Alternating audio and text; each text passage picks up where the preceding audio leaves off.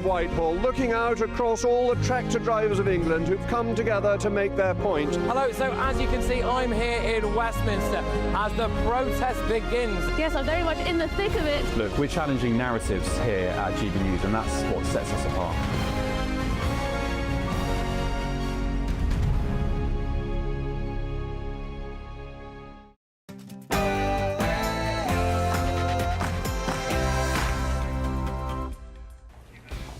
Good evening, live from Washington, DC, or good morning. This is GB News with the stories shaping Britain and America tonight.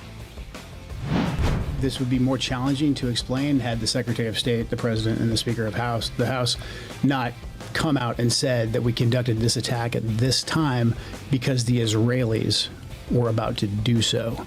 So that takes away the argument that there was an imminent threat, as in Iran was planning to attack us immediately. We use the phrase bombshell interview quite regularly, but this is President Trump's former counter-terror chief. He's just dropped that footage there. He's claimed there was no imminent threat from Iran. What might that mean now for this country? I'll bring you the full details in just a moment, also tonight. This comes as top brass have been dispatched to the US in a desperate bid to work with America to reopen the Strait of Hormuz. Meanwhile, the price of oil has soared after Iran struck the world's largest liquefied natural gas export facility in Qatar. Iran has vowed to carry on hitting energy facilities. Also tonight,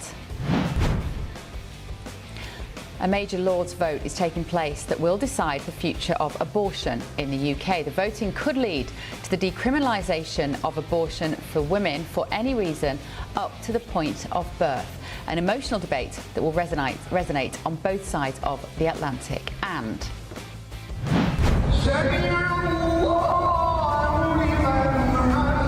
he described it as an act of domination, straight from the Islamist playbook. If we're in my team, it'd be gone. It's utterly appalling. She should denounce his comments and she should sack him.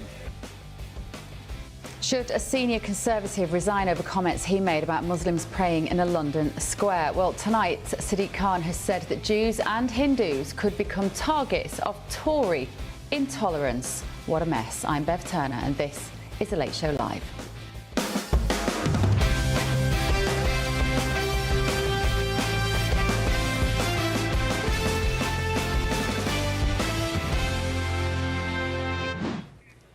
Very warm welcome to The Late Show Live. Joining me this evening in Washington, I'm delighted to say my panel, Democratic strategist Richard Goodstein is here with us. Evening, Richard. Always fun to be back. And political commentator Hilary Fordwich. Good to be back with you. And in London, former Conservative advisor Charlie Rowley is with us. Charlie, how are you?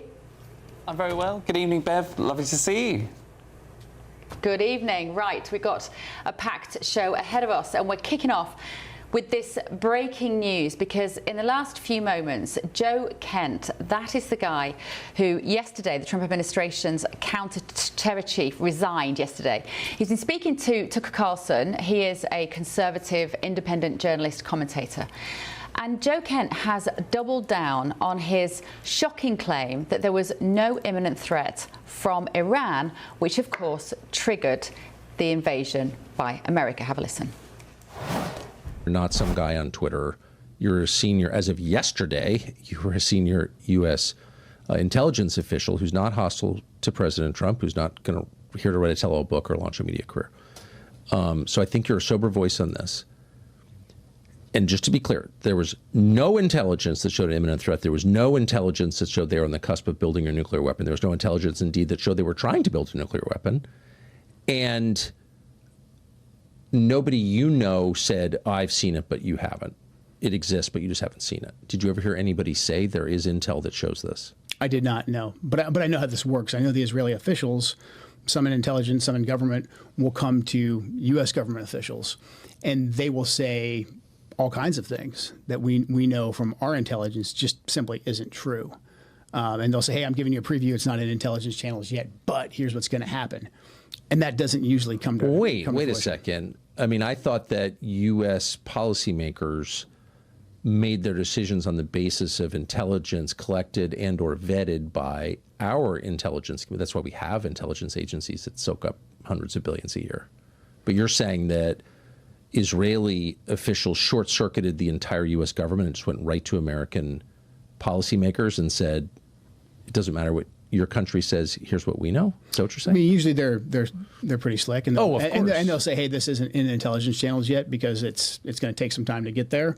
And here they're on the cusp of building a bomb. You know, they're going to, I don't know, you pick your topic. A lot of times they'll sample different things until they find what sticks. But in general, the narrative about, you know, they're going to do a preemptive attack, or really just they're going to build a nuclear weapon. And if we don't stop them now, they're going to build a nuclear weapon. And enrichment is the pathway to that. They're going to continue enriching at whatever percent. Enrichment became the narrative. And so that hung up and that short-circuited and really sabotaged the entire negotiations, because the Iranians basically said, like, we're not going to negotiate if the whole starting point is no enrichment. And again, that had nothing to do with a nuclear weapon, and the Iranians essentially agreed to that. So the Israelis came in, they moved that red line, and they would do a lot to say, like, oh, they're enriching, and you know what that means? That means in X amount of time they could have a nuclear bomb. You have to ask now. And then the way the ecosystem would work is that the talking heads on TV, you know, your Mark Levin's, Sean Hannity's, et cetera, they would say basically the exact same thing that night on TV, or there would be... Well, an update on that story. In the last few moments, the journalist Semaphore is reporting that Joe Kent is under an FBI investigation for allegedly leaking classified information. The investigation predates his departure as the head of the National Counterterrorism Centre on Tuesday, the source has added. Let me turn to my panel on this. Right, Hillary, in a nutshell, how problematic is this for the government? That statement, just to say, that statement of Joe Kent's, when he posted it on Twitter yesterday, it has now been seen 94 million times online. Whatever it is that he thinks he said, people wanted to hear it. Yes, they wanted to hear it. My perspective is, though, regardless of whether there was an actual imminent threat or not, we know definitely, and we saw and we heard, death to America chanted. Death to America chanted across Iran. So to me, there was a threat anyway. They've been at war against us, both, you know, very subtly, so if death to America is subtle, and overtly. So I think this would have been obviously a very deliberate build-up, but they were working on it, that is for certain, and we know from some of the facilities they've taken out that they were further along. Whether it was as imminent, and to his point, whether it was actually imminent and they were going to use it, I don't know. I don't know whether he knows or not, but they definitely chanted death to America. So they were our enemy and they were at war with us since the 78. Richard, can you chant death to America without being bombed by Israel and America? What do you make of this? Well, a couple things your audience should know. Joe Kent is a hyper-conservative politician. He ran for Congress twice. He was as MAGA gets. He was further MAGA than Donald Trump was. So this is not somebody who is some squish, okay? His wife was killed by ISIS. She was in the military herself, and he was deployed multiple times in combat. So again, this is not some lily-livered politician. We had the U.S. bomb Iran along with Israel in June of last year. And you know what American resources were bombed as a result? None. I mean, this response, look, again, let's stipulate, this regime is bad guys. That it's a great day that they were removed. The problem is, when you tip over the hornet's nest, the hornets tend to have the last say. And I think here, it's not, you know, they were chanting death to America when Donald Trump was president the last time. And there wasn't an attack like this. So Joe Kent was in on whatever there was to be in on in terms of information.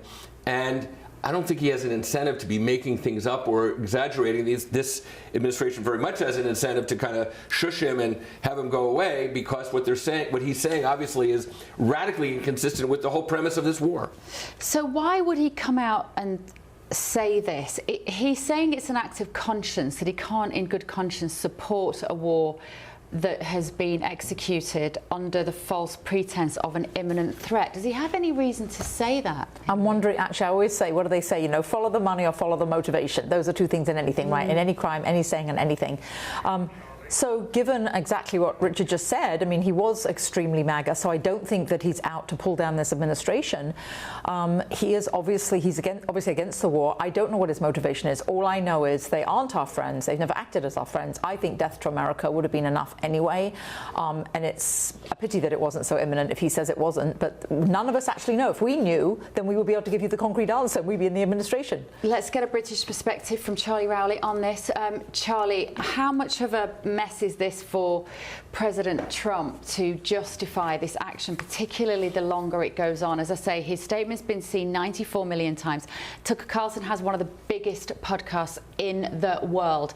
He is the poster boy for those hardcore MAGA base, particularly the young men who have already been criticising Trump for taking this action because they don't think it's America first. How does he dig his way out of this, Charlie? Well, I think, I mean, if I was advising the president, and particularly this president of the United States, I would say that you've got to do what you've done in many other situations when you face this kind of criticism, and you've got to come out and tell the public what you actually think. And he will probably discredit this Joe Kent chap and say, look, he was obviously under investigation. I'm learning all of this now. If he's been under investigation by the FBI before he's made this statement, that's something you would obviously want to discredit Joe Kent with. You could say that, look, you know, he was a Lone Ranger. He's someone that's been the only person to speak out. But the reality is Iran poses a real and present threat to the US. It poses a real and present threat to the UK. It has been the international funder of terrorism. It funds the Houthis, the Hezbollahs, the Hamases of this world who want to do us down, that wants to take the West down. It stands against everything that you and I and everyone, I would hope, in the US stands for. They have been enriching uranium that they could have used had they not been stopped to go on to develop a nuclear weapon. That's not going to be something that they're going to use for, let's be honest, energy efficiency. You know, it's not something that they were going to do or use for good. They are a regime that is in the pockets of Russia and in collaboration with China. These are adversaries of the US, of the UK and the West. But also the regime itself has turned on its own people. I think it was absolutely right. If the circumstances were there to take out the regime, that is absolutely the right thing to do. And as Richard said, no one is going to mourn, or people shouldn't mourn, actually, the loss of this regime. But yet we've had at the weekend in London people protesting in favour of the regime. That's how weak we are back home. We can't even stop that. But of course there are complications. Of course there are, you know, heated debates when it comes to war, a war that not many people do want to see because it's, again, Western involvement in the Middle East. We know the history of that, and that's why it's so complicated. But I do think it was the right decision. And I think, look, you know, the sooner that this war can come to an end, the sooner that there can be these clear victories, that those goals, that those missions of getting rid of the regime, but also making sure that Iran then has a future, whatever that future looks like, comes to a swift resolution and is apparent earlier and sooner rather than later, that will be the victory for the US and for Israel. But until we see that, it's obviously going to become, or it still is, very difficult, a very difficult situation that everybody is still wanting to wonder where it ends. Yeah. OK, thanks, Charlie. Let's speak now to foreign policy analyst and editor-in-chief at the Foreign Desk, the brilliant Lisa Daftari. She's a familiar face to GBNews viewers now. Lisa, thank you so much. So your reaction to this statement from Joe Kent, there was no imminent threat. What does that mean for the people of Iran? You know, nobody is pro-war, but being anti-war can't make you anti-facts. And the facts here are that the Iran regime was at war with the United States from 1979. As of late, the centrifuges were spinning, the ballistic missiles were piling up, they were funding proxies that had American blood on their hands. and they were at their weakest point ever. So to Richard's point, yes, they were a threat in Trump 1, but they were even a bigger threat in Trump 2, and they were at their weakest point in Trump 2, which made it gave us a better opportunity to have this military campaign.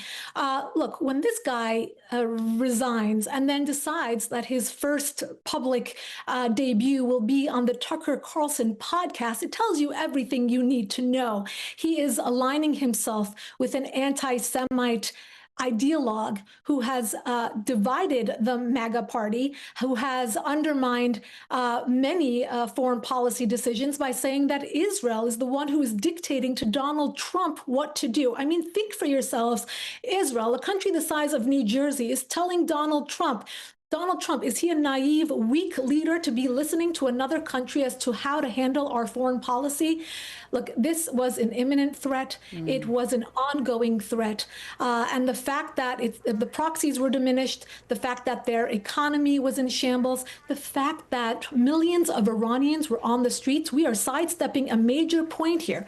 Look, for decades, Democrats and Republicans ping-ponged back and forth on an absolute incorrect policy for Iran, and that was either to bomb Iran or let Iran get the bomb. And neither option was the right option. The right option is the third option, which Donald Trump has used, and that is to partner up with the Iranian people who already came out onto the streets, who already were massacred, 30 to 50,000 of them, and to say, we will degrade them militarily, and we will pass the baton on to you to determine your future. We're not in the game of regime change. We're not in the game of boots on the ground. We're not in the game of determining or nation building for you. You will handle that. So I think this is a very unique window, and I want to remind people, I think many people have seen this, but there is a tweet that came out from years ago by Kent, who said that the Iran regime is a threat, and he agrees with the way that Donald Trump has decided to isolate them. So the narrative war is real. I do think that there is a major shift here, and it is a major rift within the Republican Party, where many are turning on America first, many are turning on the president, many are becoming either anti-Semitic or deciding to pin everything on Israel. That is not the case. Israel is our ally in the region. They are our only democratic ally in the region. That list is growing through the Abraham Accords thanks to Donald Trump's policy in the first term. And we do hope in the aftermath of this war that list of countries signatory to the Abraham Accords gets longer and stronger and bigger and better for the future of the region. Such a good point to remember the Abraham Accords, and that is what this should all be working towards, a grand regional peace settlement not able to be achieved with that regime in power in Iran. Lisa, thank you so much. I think we've got time for just another question with you before we go. Do we have time? No, I don't think we do. Lisa, always. We do apparently have time for one more question from you then before we go. Sorry about this. This broke just as we came on air. This particular story. Let me just think about what you've just said there, because I think to some degree what you're saying is maybe the threat wasn't imminent. It comes down to this word, doesn't it, of imminent. But what you're saying is that doesn't matter. There were enough reasons for this incursion, to whatever we want to call it, this war to start on Iran.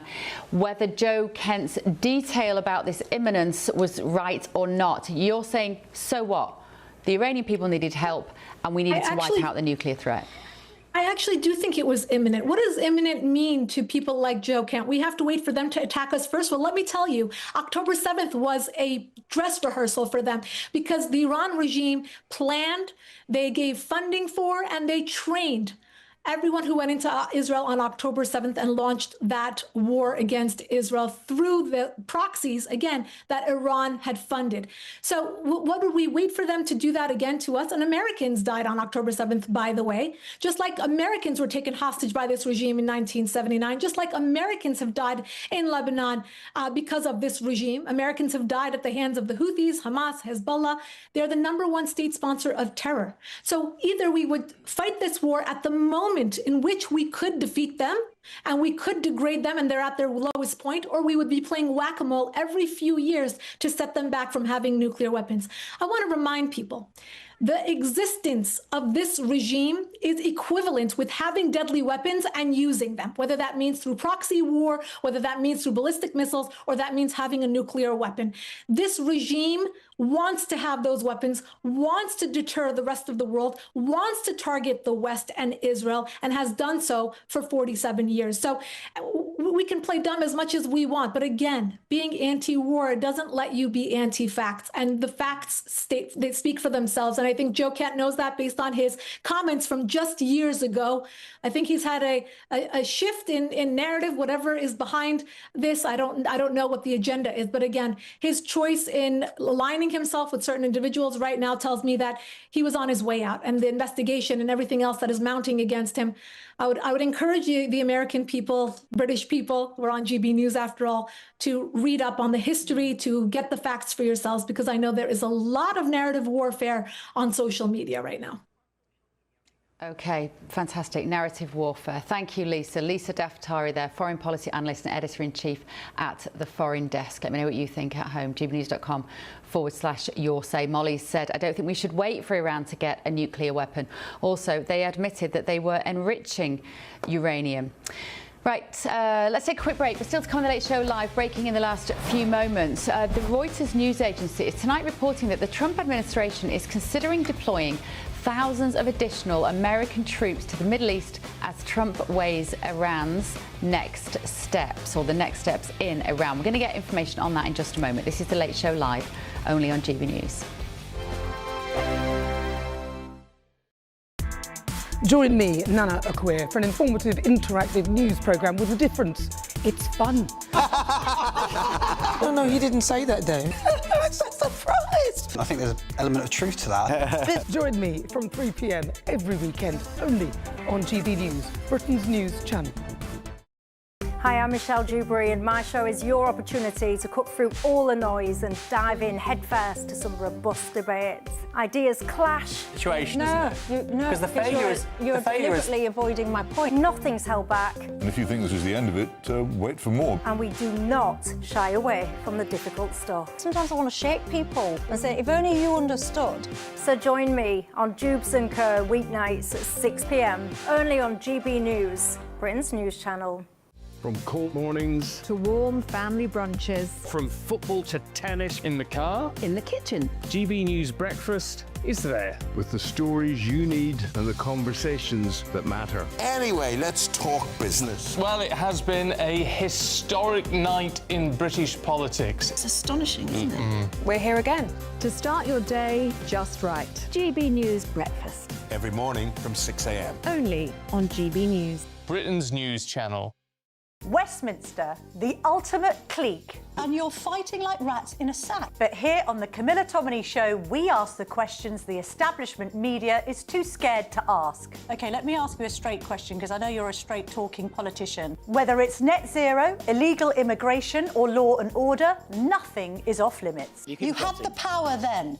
Yeah, as I and say, now you've lost it. That's the Camilla Tominey Show, a politics show that's fearless. But no, let me finish my question if you don't mind, because it is my show. Sundays at 9:30, only on GB News, the People's Channel, Britain's news channel. From the school run to the home run, watch a new show for all of Britain. He can say whatever he wants. A straight talking show where all voices are heard. And, you know, when are we going to stop talking about smashing the gangs and actually do it? With the stories that matter from every part of our country. There's a bit of a crash landing there for your Chancellor. Bold, fearless and standing up for you. That's me, Martin Daubney, 3 p.m. till 6 p.m, weekdays, here only on GB News. The People's Channel, Britain's news channel. Westminster's full of talk, but out here, it's the real world. Am I allowed to talk now? No, that's it. This is where it matters, real people and real lives. That's what politics is all about. In fact, has Trump made a good start? No. Straight answers, no spin, and just a couple of pints. How many fingers have I got up? About 10. So join me for Lee Anderson's Real World every Friday at 7 p.m, only on GB News. The People's Channel, Britain's news channel.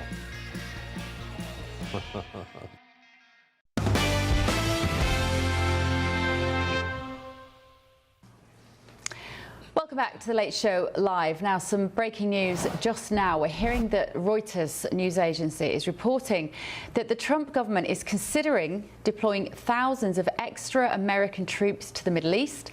They're weighing up Iran's next steps. The deployments could help provide Trump with additional options as he expands US operations. Now, those options include, of course, securing the safe passage of oil tankers through the Straits of Hormuz, a mission that would be accomplished primarily through air and naval forces, according to the sources. But securing the Straits could also mean deploying US troops to Iran's shoreline, Reuters are saying. Now, a reminder that at least 13 American service men and women have been killed so far during Operation Epic Fury. So let me get my panel's response on this. Richard, is the American appetite for more troops, more people potentially in harm's way?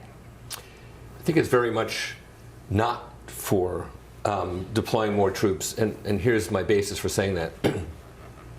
You mentioned Tucker Carlson, who was very influential on the right. Joe Rogan, who is probably the most influential podcaster, said he felt, quote, betrayed by the war so far. And I think the idea of deploying American troops would make that feeling even more so. And again, here's the political problem for Trump. His base, the MAGA people, they treat him as a deity. What he does, they worship and it goes. But that's not how he won. He won by winning over younger black Hispanic men in particular and others who were not necessarily part of the MAGA base. And those people bought the notion, just like he said he was going to reduce prices, that we weren't going to go into foreign wars, especially in the Middle East. J.D. Vance, campaigning in September of 2024, said, if you want to have a Mideast war, vote for Kamala Harris. That's not us. So I just think this reason of feeling betrayal is because of what they campaigned on. And this notion of deploying troops, I think, will make things even worse. Let me just finish on one thing. Absent troops, how do they get that nuclear material out of those facilities in Iran? Absent troops on the ground, how do they secure that Karg Island, which is so critical for the Strait of Hormuz? So either they leave without accomplishing their real mission, or they deploy troops. And I think politically, either way, it's a problem. Hillary, to you on this point. Yeah, well, to me, yes, Richard is right about what President Trump ran on. He ran on being the president of peace. But I will quote Ronald Reagan. President Ronald Reagan advocated peace through strength. To me, we were going to end up being at war, but on the losing end. And Lisa earlier made the brilliant point, which is if we hadn't taken out all their nuclear facilities, what were we going to wait to be struck first till New York was hit, maybe LA was hit, California was hit? Would we wait to be attacked first? Then President Trump would have been called, late to war, and he would have been called a weak president, and he would have been blamed for an actual war where we were on the losing end. So to me, it's peace through strength. I do think that, yes, putting troops on the ground escalates things. That is not what the MAGA base voted for. Again, to Richard's point, it isn't what they voted for, and young men did not vote for that. However, in the long run, I do believe that what President Trump has done now, it's like taking care of naughty children and misbehaving youths. You have to set them straight and then they'll behave. And I think that's what he's doing with the Middle East. And Lisa also made the point that don't forget, it wasn't just about Iran, it's who else they were funding. Everyone else that they were funding to actually be our adversaries. And again, my other point I made earlier, death to America is being chanted. That has to stop. And that's what he's doing. I think he's bringing peace to the world. Keeping the Straits of Hormuz open, Charlie, which is what we're thinking these extra troops will be deployed to do primarily, is actually in the interests more of Europe. Here we are looking at the picture. It's in the interests more of Europe and India and China and to some extent Russia. Correct me if I've got that bit wrong. And less in the interests of America, isn't it? Because America doesn't rely on the oil that comes through the Straits of Hormuz. Yes, it would help recession risks to be mitigated and supply chain disruptions, etc., would be mitigated by keeping the Straits open. But he could certainly sell this as doing a favour to the rest of the world, Charlie, to deploy troops to keep that passageway freely flowing. Well, you're absolutely right, Bev, and I think Look, that's why Donald Trump has asked A, the UK, and B, Western allies to send boats to patrol that part of the Strip to ensure that oil keeps flowing, because it's primarily in our interests. I think India, my understanding is, have already made a sort of a deal with Iran in order to ensure that their ships can pass through, against the backdrop of the mines that have been planted by the Iranian Navy, or what's left of it. So there are certain opt-outs for certain countries like India, probably also like China, that are allies or have been seen to be aligned with Iran. But when it comes to other vessels, like those in Europe, like those in the West, those that are supporting and supporters of America, we've got no idea where we stand, which is why I actually think, yes, there is that patrolling of the Hormuz to make sure that oil keeps flowing through that corridor. But I think the only way in which Donald Trump is able to win over those critics on his own side, those young men in particular, the MAGA base that don't want the war, people that voted for Trump to say, when he said that actually he wasn't going to get involved in another war in the Middle East, is to bring this to a conclusion very, very quickly. And I think the more I'm hearing, particularly from commentators in the Middle East, where actually, OK, he's taken out the Iranian Navy, he's taken out the Iranian Air Force, he's obviously wiped out through those air bombings the Ayatollah, the Supreme Leadership, the military command. Actually, in order to get rid of the regime, you might actually need to put boots on the ground in Iran to take hold of the sites that, yes, you've bombed, but in order to ensure that you are then protecting those uranium sites that could be developed into nuclear weapons, to make sure that they don't fall into the wrong hands of either the Iranian regime that currently still exists or third parties, the Hamases, the Houthis, the Hezbollahs, or any other militia that seems to arise from the erasure of the Iranian regime. That's a bit of a tongue twister. You might need boots on the ground in order to ensure that there is a transition of power to an Iranian leadership that we can all tolerate.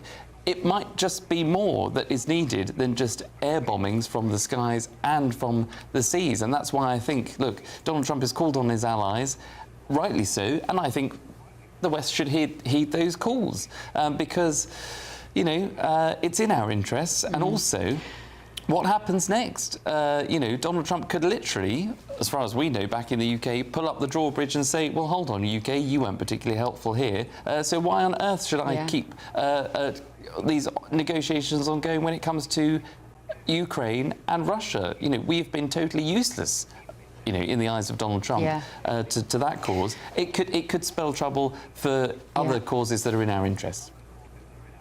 OK, thank you, Charlie. Right, thanks, guys, for now. Still to come this evening on The Late Show Live. Top brass have been dispatched to the US in a desperate bid to work with America to reopen the Straits of Hormuz. Meanwhile, the price of oil has soared after Iran struck the world's largest liquefied natural gas export facility in Qatar, and Iran has vowed to carry on hitting energy facilities. What might that mean for the UK? This is The Late Show Live, only on GB News.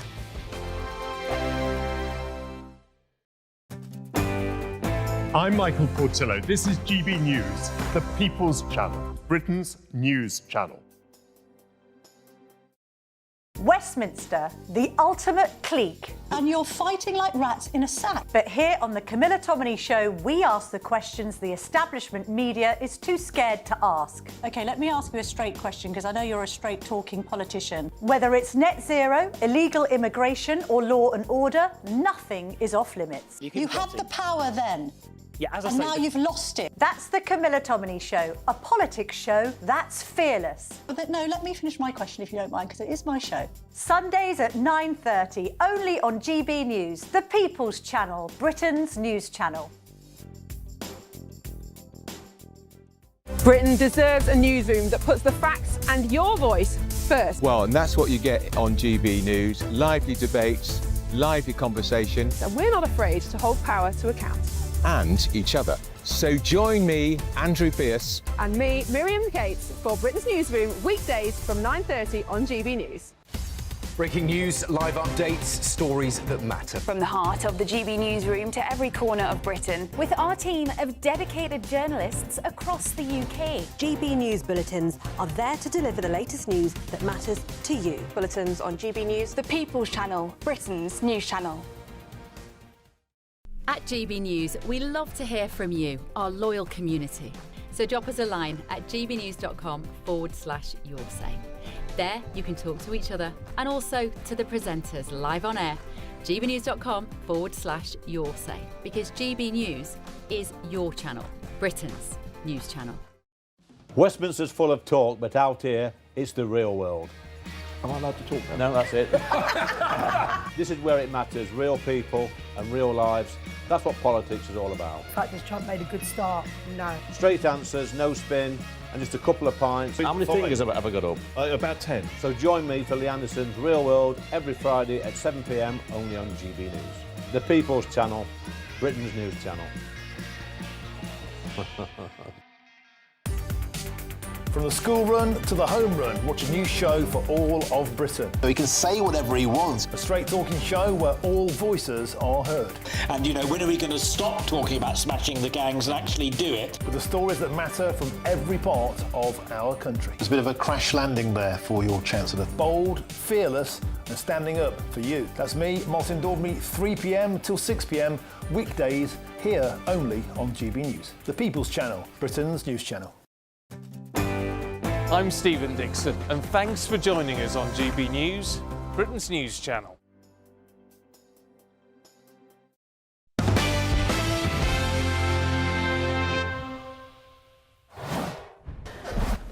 Welcome back to The Late Show Live, only on GB News. Now, breaking tonight, I've got my glasses on because I'm just looking at the latest lines here. Iran has struck the world's largest liquefied natural gas export facility in Qatar, having threatened to hit key sites across the Gulf.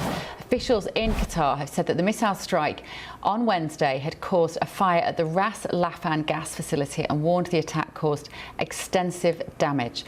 Now, Qatar Energy, the state-owned oil and gas company, said the site had been subject to a missile strike. The strike has led to the price of oil surging to over $110 a barrel, and Iran has vowed to continue attacks on oil and gas facilities. Well, this evening, The Times is reporting that British military officers have been dispatched to America to help plan how to open the Strait of Hormuz. So with me now is former Defence Intelligence Officer and Middle East analyst in the Pentagon, Ube Shahbanda, who is always brilliant on this topic. Ube, thank you so much. It's great to have your expertise here in the studio with us. This hitting of the oil and gas facilities, that is hitting the West where it hurts, isn't it? How much damage will that do to us? Well, this is going to impact global energy prices, no doubt. Qatar is one of the world's largest exporters of natural gas. The Iranians have struck one of the largest natural gas processing facilities in Qatar. What that will lead to is, for safety purposes, Qatar will have to significantly reduce its oil and energy outputs to ensure that other fields are not damaged or that the fire does not spread. This happened after the joint Israeli-U.S. airstrike targeting the South Pars field, an oil field in Iran. The Iranians seem to have retaliated, and they've launched a number of missile barrages as well overnight against Riyadh in the Kingdom of Saudi Arabia and against the United Arab Emirates, taking place as Muslim leaders from Turkey, the entire Arab Gulf states, are meeting in a summit in Riyadh. So as all these world leaders from the neighboring countries were meeting, the Iranians were launching a massive barrage of ballistic missiles and kamikaze drones, and that has led to Qatar declaring persona non grata a number of senior Iranian diplomats in the Iranian embassy, including the defense attaché, and we have just heard from the foreign minister of the Kingdom of Saudi Arabia, essentially denouncing Iran and telling the Iranian regime that the Arab Gulf countries are not going to stay quiet, and the United Arab Emirates is also echoing that sentiment from Riyadh. So it seems that Iran seems to have brought these neighboring Muslim countries closer together, and we might see retaliation from those countries. The idea that Iran, and yesterday President Trump was talking very clearly in the Oval Office on St. Patrick's Day about the fact that America is winning this war. It's going to be over very soon. Iran's military capabilities have been decimated. They've got no naval facilities left. How do we square that with the fact that they're still able to execute these drone strikes? They only need 1 or 2 drones to slip through the protective net of both the air defense, of fighter jets, and of what we call spot air defense, but essentially the last measure of defense, these Gatling guns like the Centurion that are tried shoot essentially a massive barrage of bullets to prevent the drone from striking. So you may be able to launch 100 missiles and drones, but only 5 get through. But that's all you need, especially if you're targeting energy fields and refineries and gas processing facilities, because an explosion in one of those facilities could be catastrophic. So that's where Iran has the advantage in the asymmetric warfare strategy. They don't need a navy. They have these speedboats that are very fast, very small, and because the Strait of Hormuz is so narrow, and that might be sufficient for them to drop a mine here, a mine there, or even put a magnetic mine on those supertankers. Right, tell me about this statement from Joe Kent and what we can read into it. Former counterintelligence director, counterterrorism director, apologies, saying that this was not an American war, the threat was not imminent. President Trump was basically hoodwinked by the Israeli representatives to go into Iran. How much credibility do we give that statement, Ube? Well, the president responded to that earlier today, saying that, of course, Iran was a major security threat to the U.S. Of course, Joe Kent seems to have a different perspective in terms of how imminent it was.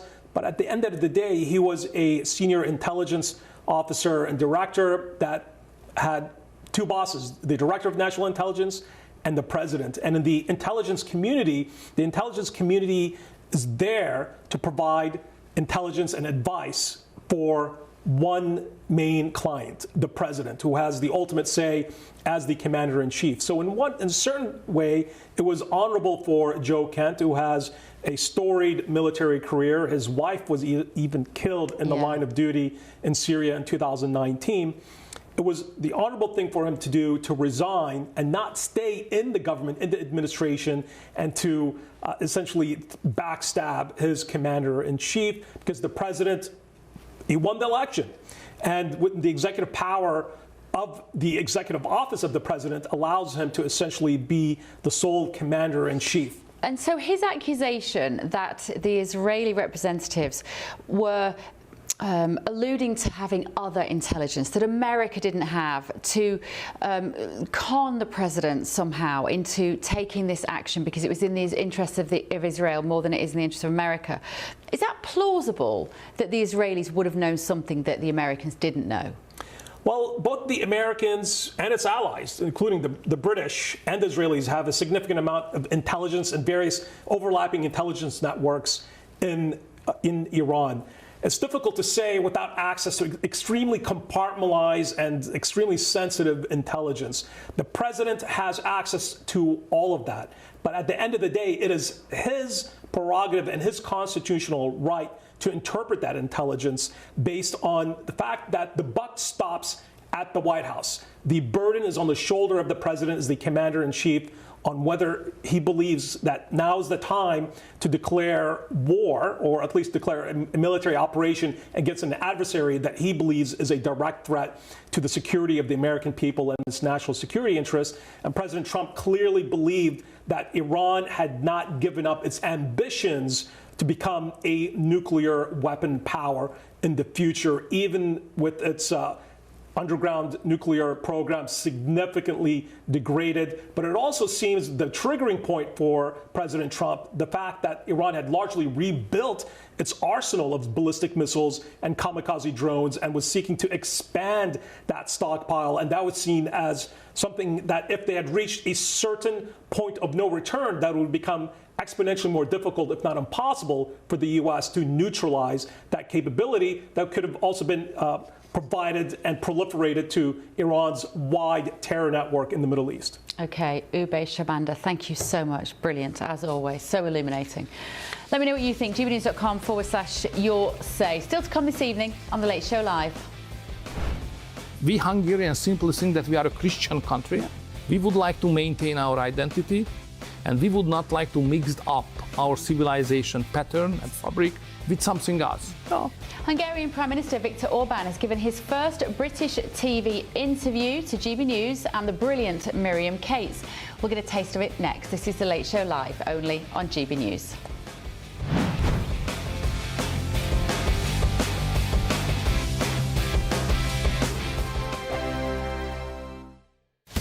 Breaking news, live updates, stories that matter. From the heart of the GB newsroom to every corner of Britain, with our team of dedicated journalists across the UK. GB News bulletins are there to deliver the latest news that matters to you. Bulletins on GB News, the People's Channel, Britain's news channel.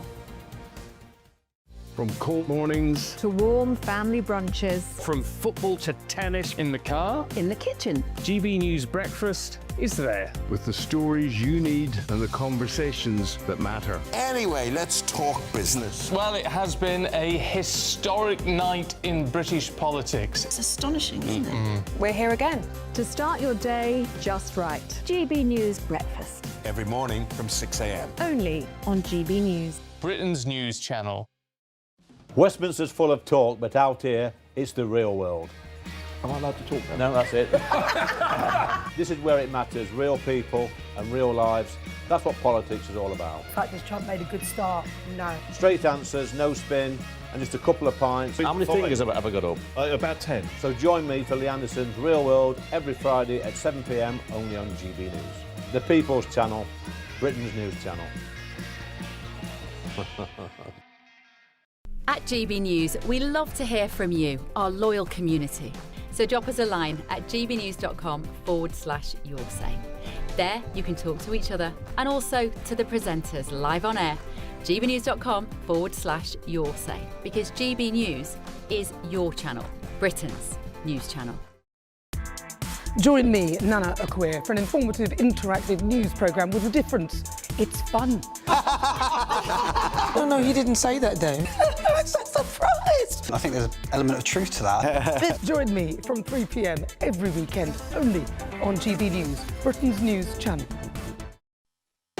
You want to know what's really going on in the corridors of power? Labour don't know what to do with you half the time, and that makes you quite lethal in the chamber. Get behind the headlines with Chopper's Political Podcast. Join me, Christopher Hope, as I sit down with the great and the good of British politics. We'll see where this ruling takes us. These are the stories shaping our nation. Chopper's Political Podcast, available now on all platforms. Listen in and stay ahead. Hi, I'm Michelle Dewberry, and my show is your opportunity to cut through all the noise and dive in headfirst to some robust debates. Ideas clash. Situation, No, isn't it? no, Because the failure is you're deliberately avoiding my point. Nothing's held back, And if you think this is the end of it, wait for more. and we do not shy away from the difficult stuff. Sometimes I want to shake people and say, if only you understood. So join me on Jubes & Co. weeknights at 6 p.m. only on GB News, Britain's news channel.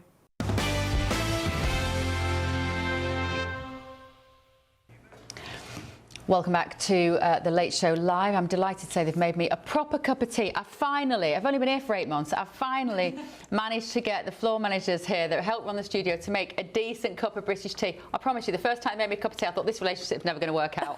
But they've actually managed to do it very well now, so thank you, Manny. Now, Viktor Orban, the longtime Prime Minister of Hungary, has revealed the secret behind his highly successful immigration policy.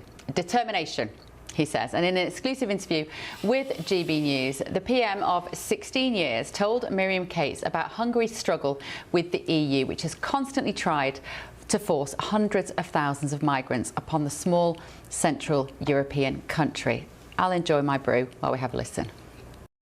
From a British point of view, what seems very frustrating is that we left the European Union in part to control migration, and yet last year 40,000 people crossed the Channel on small boats, even though we're outside the EU, whereas you've managed to control the situation from within the EU? What's the secret?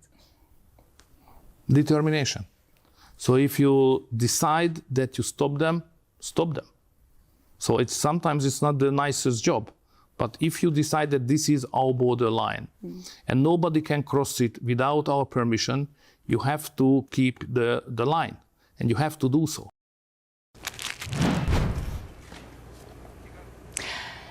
I thought we were going to watch more than that. Meanwhile, 260 small boat migrants arrived in the UK today following several days of favourable weather in the English Channel. Let's speak now to political commentator Jonathan Liss. Jonathan, I was looking forward to watching more of that interview. I'll have to go onto gbnews.com and watch it on Catch Up or on YouTube. But you've obviously seen more of it. What do you make of Viktor Orban's... Okay. Well, what do you make of Viktor Orban's... OK, what do you make of his assertion, then, that it is just a matter of will and determination if you want to push back and secure your borders? It's about being a fash, Bev. Viktor Orban has broken all kinds of EU rules. This guy is an illiberal Democrat. We should have nothing to do with him. I'd sooner take advice, from the worst dictator than take it from Viktor Orban, who, by the way, is trailing heavily in the polls. And please God, he loses the election that's about to happen in Hungary, because he deserves to. He's brought that country to the brink of ruin, to the point where the EU always wants to kick Hungary out. So I certainly wouldn't take lessons on anything. This guy's complete, and it has a cesspit of morality. And his answers, the ones that he gives about erecting barbed wire or whatever around Hungary's borders, well, that's not going to work in Britain, is it? For obvious reasons. So I don't really understand what we're supposed to make of this, except break the laws that you've agreed to, and then just be barbaric to desperate people fleeing for safe haven. I guess it comes down to the idea then, Jonathan, of do you think a country should be able to secure its borders and decide who comes in and out or not? That's it, really, isn't it? That's what we're talking about here. And so your feeling is what? That a country shouldn't have a secure border. And let's face it, sometimes secure borders does mean barbed wire fences, and it does mean guards on the southern border like they have here in America, checking that nobody is sneaking under the net. Like, what do you think about that? Should a country have a right to protect its borders? Of course, Bev. No one's saying that a country shouldn't have the right to say who comes in, but this is about treating people as human beings. It's not just about, this is a total lie, but that Hungary, you can come through the legal borders and then you'll be treated humanely. That's nonsense. They've said that they don't want to take any migrants. They kind of refuse the quota system. That's why the EU and Hungary are total loggerheads all the time. And Orban is a white Christian nationalist who basically doesn't want Muslim immigration, and he's saying that this is not our problem. And he talks about sort of civilizational collapse and all of this white supremacist nationalist bilge that we hear from Donald Trump as well. So this is not just about securing the border. This is about enacting a deeply exclusive, racialized immigration policy where maybe some Ukrainians will be allowed in, but certainly they don't want anyone who might be fleeing persecution or war in Syria or elsewhere. I guess it depends on whether you think a country's identity needs preserving or not. It's that simple. You either think that being British and what that means needs preserving, or being Hungarian needs preserving, or being American needs preserving, or not. So do you just think those things don't matter? I don't understand the question, Bev. My identity is not threatened by people who are fleeing persecution being allowed to come here, in the way that I don't think British identity was harmed by the migration that happened after the Second World War from former British colonies. In fact, it enhanced British identity and change. Identity is always changing. Identity is also a series of conversations between different cultures. This rarefied kind of essentialist idea that you're putting forward, which was kind of the domain of the far right until very recently, is not something that people from previous generations have simply recognised. How is your identity threatened by welcoming people who are fleeing persecution? I just don't understand it. I simply don't. And I believe you when you say that. I don't think you're just playing a part. I think maybe you don't understand what it is. And let me just give you a small, okay, let me just give you a really small example then of something that I think is a very visual depiction of the British identity being eroded. And that is roads like Edgware Road, just around the corner from where GB News studios are, where the majority of the shops, the writing on the front of them is in Arabic. Where the people outside, where the greasy spoon cafes have been replaced by shisha bars, where throughout the day there are dozens of men just sitting around sipping their coffee and smoking their shisha pipes. That's not British culture. It isn't British culture now. And so the question is, why not? Yeah. And but because I don't know what those shops are selling, because I don't speak Arabic, and so therefore I feel like a stranger on those streets. That's before I even talk about the fact that the men sat at those cafes will click their teeth at me and whistle and look me up and down, because they might have a slightly different relationship to women because they come from a very overtly patriarchal culture. Final word, Jonathan. Look, obviously I'm not condoning any kind of sexual harassment. I'm not condoning any kind of sexual harassment. What I'm saying is that I walk along Edgware Road and I think it's a fantastic addition to London. We'll pick it up again another day, my love. We'll pick it up again another day. Thank you for joining us anyway. Nice to see you. We've got to have a quick look at the weather. Sorry, Jonathan. Here's the weather. Today, clouds overhead. Total zen within. Box Solar sponsors the weather on GB News.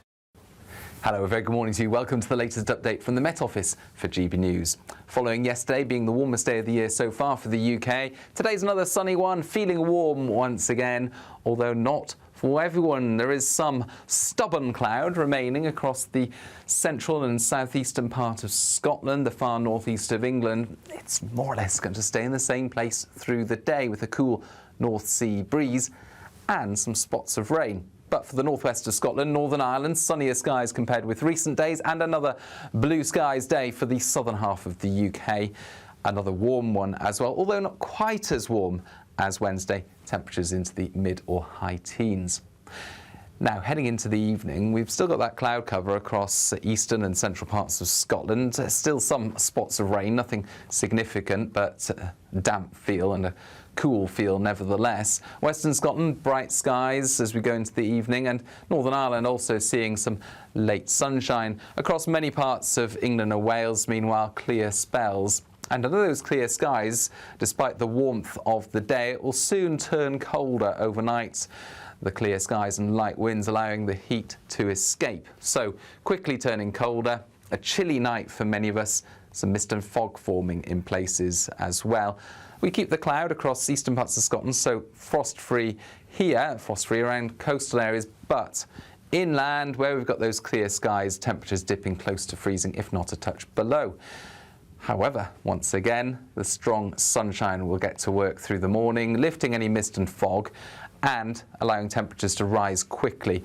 It's another warm day. It's another sunny day for the vast majority. In fact, it's a sunnier day for eastern Scotland and northeast England. We lose the cloud as the winds switch to westerlies, although that wind will bring some cloud into Lewis and Harris and a few spots of rain, but warm in the sun elsewhere. Today, clouds overhead.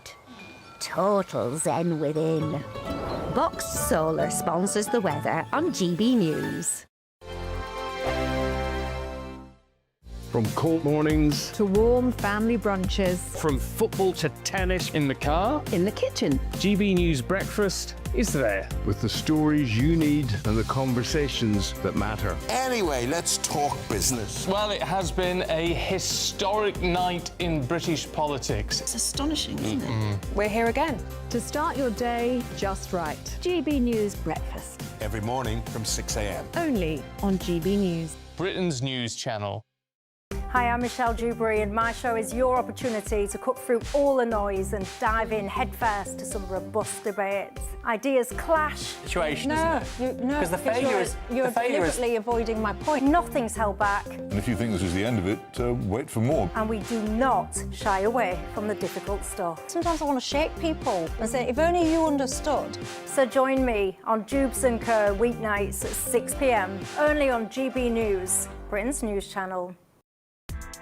Join me, Nana Akwe, for an informative, interactive news programme with a difference. It's fun. No, he didn't say that, though. I'm so surprised. I think there's an element of truth to that. Join me from 3 p.m. every weekend, only on GB News, Britain's news channel. At GB News, we love to hear from you, our loyal community. So drop us a line at gbnews.com/your say. There you can talk to each other and also to the presenters live on air. gbnews.com/your say, because GB News is your channel, Britain's news channel. Westminster, the ultimate clique. And you're fighting like rats in a sack. But here on the Camilla Tominey Show, we ask the questions the establishment media is too scared to ask. OK, let me ask you a straight question, because I know you're a straight-talking politician. Whether it's net zero, illegal immigration or law and order, nothing is off limits. You had the power then. Yeah, as I and say, now you've lost it. That's the Camilla Tominey Show, a politics show that's fearless. But no, let me finish my question if you don't mind, because it is my show. Sundays at 9:30, only on GB News, the People's Channel, Britain's news channel. From the school run to the home run, watch a new show for all of Britain. So he can say whatever he wants. A straight-talking show where all voices are heard. And, you know, when are we going to stop talking about smashing the gangs and actually do it? With the stories that matter from every part of our country. There's a bit of a crash landing there for your Chancellor. Bold, fearless and standing up for you. That's me, Martin Daubney, 3 p.m. till 6 p.m, weekdays, here only on GB News. The People's Channel, Britain's news channel. I'm Tom Harwood. This is GB News, Britain's news channel.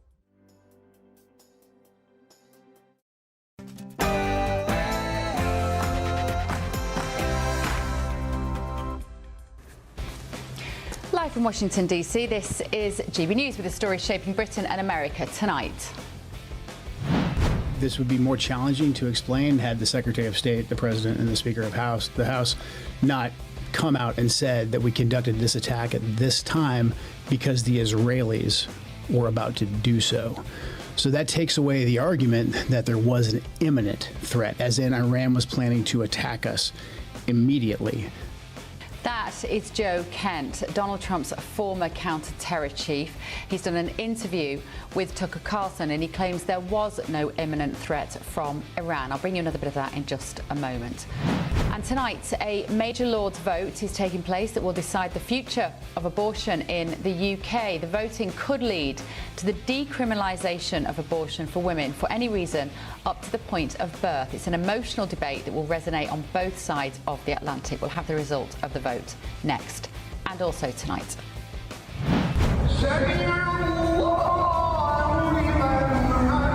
He described it as an act of domination, straight from the Islamist playbook. If we're in my team, he'd be gone. It's utterly appalling. She should denounce his comments and she should sack him. Should a senior Conservative resign over comments that he made about Muslims praying in a London square? Well, tonight Sadiq Khan has said that Jews and Hindus could become the targets of Tory intolerance too, will they? I'm Bev Turner and this is The Late Show Live. Remember, no breaks this hour.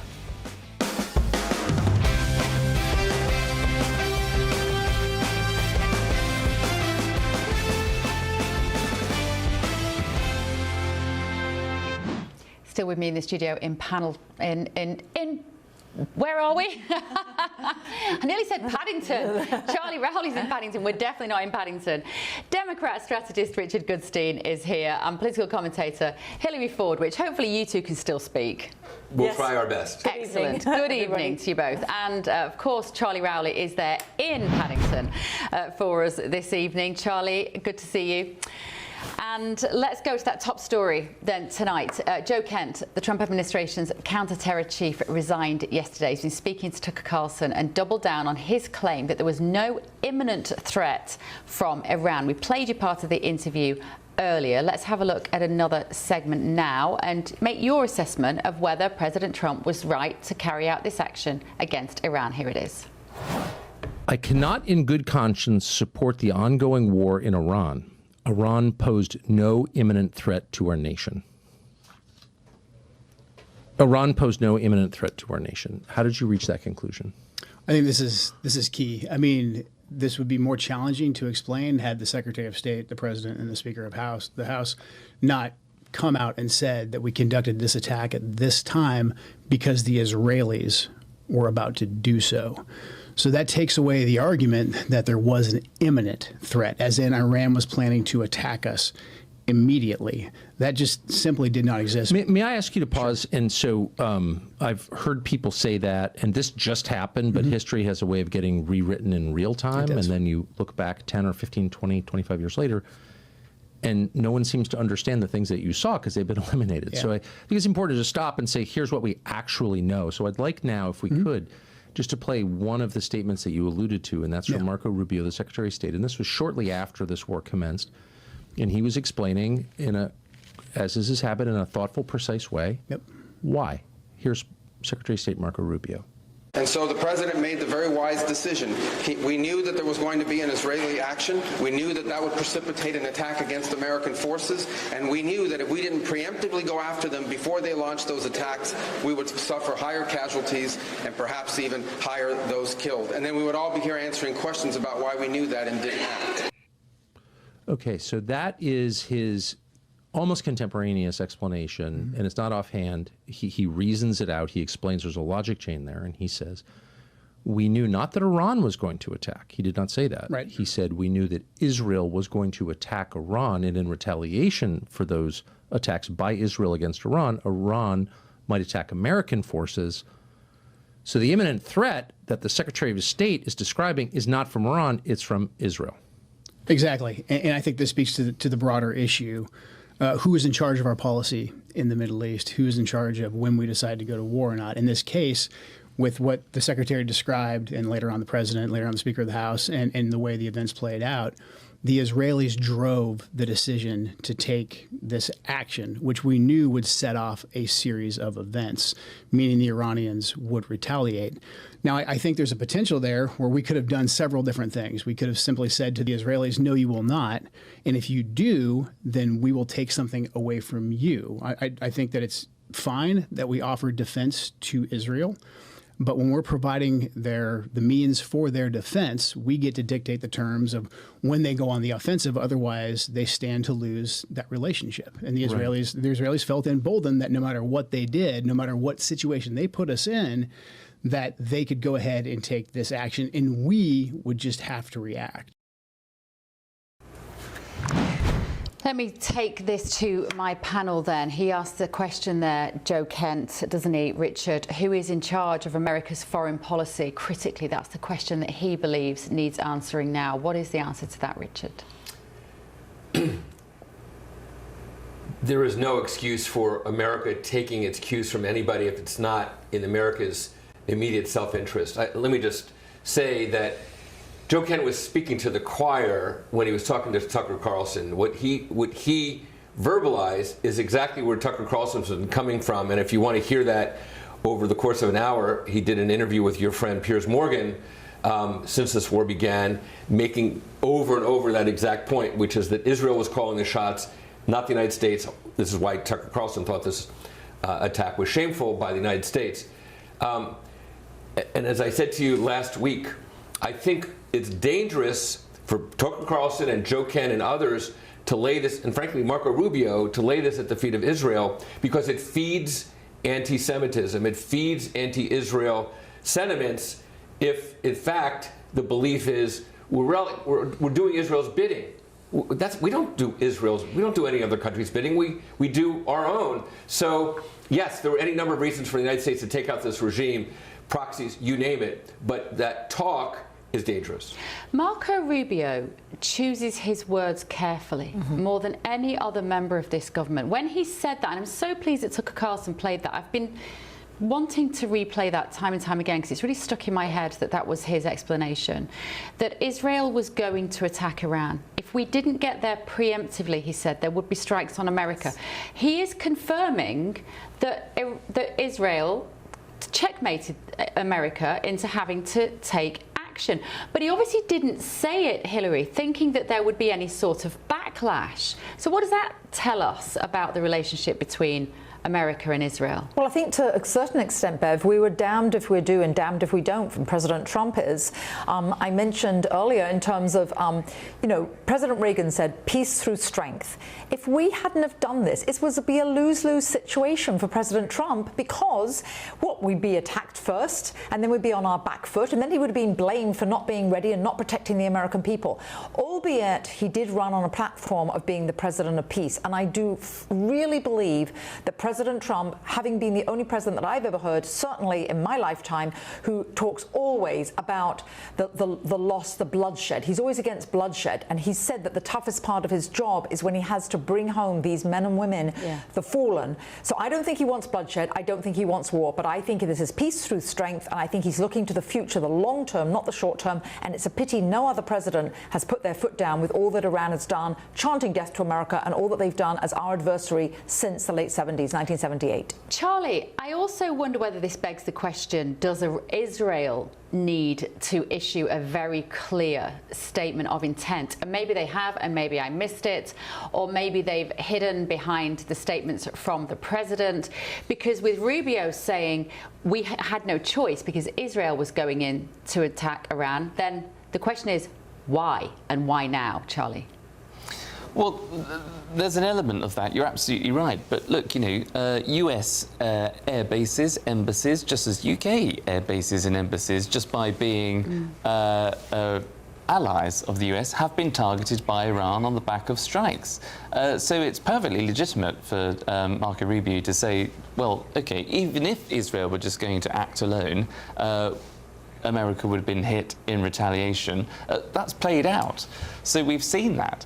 We've seen, even if the British Prime Minister didn't want to get involved, we've seen the UK air bases in Cyprus be attacked, even if we've got nothing to do with it. So there is an element of truth in that. But I think if we were taking this just on its own in isolation, of this particular attack, then of course there'd be maybe more fine lines than that we need to talk about. But America launched attacks on Iran last year as part of Operation Midnight Hammer to get rid of Iran's nuclear facilities that it was developing in order to cause us all harm. Now, Donald Trump then said at the time that they'd obliterated those factories, those sites. We're not sure whether that was true or not, because actually they've gone in to do more strikes again. But the premise remains that last year, in 2025, the US launched strikes against Iran. Iran then came to the table, seemingly to say, you know what, OK, fine, let's talk, let's have these negotiations, let's bring in the Abraham Accords, let's bring in the rest of the Middle East. And clearly, those negotiations totally broke down. The regime then carried out mass murders on its own people. It continued to fund the international terror that we all see, that we all fear in the West. And Israel, if it thought to itself, right, this is the moment that we can strike, this is the pinnacle moment where we've really got to, boom or bust, go after Iran, and the US has said, OK, yeah, we'll agree with that, and Donald Trump might have said that, then that's fine too. And we've seen the regime completely obliterated, bar one or two people that are still calling the shots, whether it's those drones, whether it's this deploying those mines in the Hormuz that you were just talking about. All of those people that are still part of the Iranian regime have to be wiped out, have to be held to account, in order for this war to come to an end, for the Iranians to regain its purpose and its strength that was there in the 70s, as Hillary was talking about, and to move on as a free and fair democratic country. But, that takes a lot of power, it takes a lot of strength, but this is not something that's just happened on the back of Israel say-so. The US went in last year. They've come in again jointly with Israel this year. Donald Trump is calling on for more allies to come to the fore to support the cause, which I would hope that the UK does a bit more effort to, not just sending HMS Dragon 3 weeks too late, in order for this conflict to be brought to an end quickly, swiftly, and for the West ultimately to be protected. OK, thanks, guys. Let's go now to a guest on this. Let's talk to the Senior Fellow at the America First Policy Institute, Ken Timmerman. Ken, you've been listening to our discussion there. and the suggestion by Joe Kent, and also we have to bring it back to that statement from Marco Rubio at the beginning. We didn't really have a choice. I'm paraphrasing. He said we had to be preemptive because Israel was going to strike Iran and that would have hit American soldiers. What do you make of it, Ken? Who is at fault here and who is in the right? First, I'm a little bit shocked to hear this whole discussion. I think what Marco Rubio was actually talking about was the imminent strike that was jointly planned by the United States and Israel. And the Israelis came up at the last moment with strategic intelligence about the whereabouts and the ability that we had and they had to strike the supreme leader, Ali Khamenei, on this meeting in the early morning of February 28th. It may be that the operation was planned for a day later or 2 days later or 3 days later, and the Israelis had information which we did not have. And I've got to tell you, I've written about this in my book, The Iran House. The United States intelligence community does not have human sources in Iran. The Israelis do, and the Israelis knew where the supreme leader was going to be on that morning with all the people around him. And that is what precipitated what was supposed to be the decapitation strike. It turned out to be a decapitation strike. We got the supreme leader and we got a lot of people around him. So all the rest of this is just nonsense. And by the way, Joe Kent was never privy to the briefings, the intelligence briefings on the war with Iran. He had been cut out from these briefings 3 months earlier because he was considered a leaker by the Trump White House and the Trump intelligence establishment. Okay, that's interesting. So your opinion is that he wasn't, Joe Kent, included in these briefings because why, Ken? Do we know what the logic was for that? Because he was being investigated, was he, for leaking secrets? He was already under investigation by the FBI. That's been revealed today. But the investigation started months ago for leaking information to the media. He was not on board with the Trump agenda. He did not believe in he was just not on board. And he was cut out of all of the intelligence briefings on the prospective strike on Iran. And you know, that's why he quit before he was indicted. Let me just put it that way politely. I see. Okay, so his claim that he said the Israelis would come in and they would tell President Trump and our senior officials, oh, we know this, but and he said, but we didn't have access to that. In your opinion, that is plausible that the Israelis could have known intelligence that America wouldn't have known? He's obviously looking for more proof. He's saying that in some way they managed to hoodwink the president into this. How true could that be, Ken? It's utter nonsense. Look, this President Trump, and Prime Minister Netanyahu, they work very closely together. They coordinate together. Their people coordinate together. I know the individuals involved who coordinate together. I've talked with them many, many times behind the scenes. Look, this is a relationship. It's an intelligence relationship. The things that happen. The Israelis bring us information. We bring the Israelis information. This was a cooperative venture. You only have to look at the first night of airstrikes. So when the Israelis took out the supreme leader on February 28th in the early morning, what happened in the hours before that, there was a joint U.S.-Israeli massive airstrike on Iran's air defense capabilities. You don't plan that in 24 hours. You don't plan that in 48 hours. That's something that had been put in place months earlier. Yeah. The U.S. and the Israeli militaries were working together. What do you think about this latest news that we're hearing from Reuters tonight, that the president is considering sending thousands more troops to the area, particularly to keep the Straits of Hormuz open? Is that a good idea? Look, what we're talking about is 2,500 U.S. Marines, special operations force. By the way, they're trained in special operations, coming aboard the U.S. Tripoli and vessels coming with the USS Tripoli from the South China Sea. This is a mini carrier. They have 20 F-35 aircraft on board. They will come just outside the Strait of Hormuz. Those aircraft will be able to patrol the areas inside the Strait of Hormuz, inside the Persian Gulf, where the Iranians are launching drone attacks. The whole goal is to open the Strait of Hormuz to international shipping. That's what the U.S. wants to do.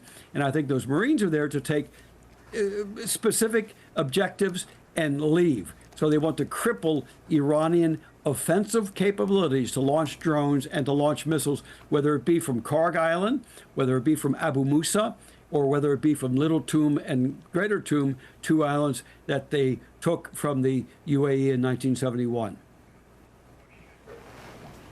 And what will success look like here, Ken, for President Trump? I don't think he has the stomach for a very long, protracted conflict. He doesn't want to see dead American troops. He isn't, as contrary to what some people would say, I don't believe he is reckless with American lives. He'll want this wrapped up quickly. From a compassionate point of view, I do believe that. So what will success look like? You know, the president said right at the beginning, this would be a war of 4 weeks to 6 weeks. We're now in the beginning of the third week, and everybody's saying, oh my gosh, when is it going to end? Well, there's another 3 weeks to this campaign. And I think what the president has done very judiciously, he has started bit by bit. He started with the air defenses in Iran. He started with clearing the airspace so we can fly over it. We've not lost a single aircraft over Iranian airspace because we took out all of their air defenses. Then we go after the missiles. Then we go after the drones. Then we go after the naval forces. So it has been strategically, there's a strategic progression here. And I think ultimately what we're going to get to is taking out every capability that can threaten the Strait of Hormuz. In the meantime, the Israelis they are complementary. They are taking out political targets. They are taking out the Minister of Intelligence. They're taking out Basiji targets. They're taking out people who can threaten the Iranian people. The ultimate goal, and this is not yet announced, and there's no reason to have announced it.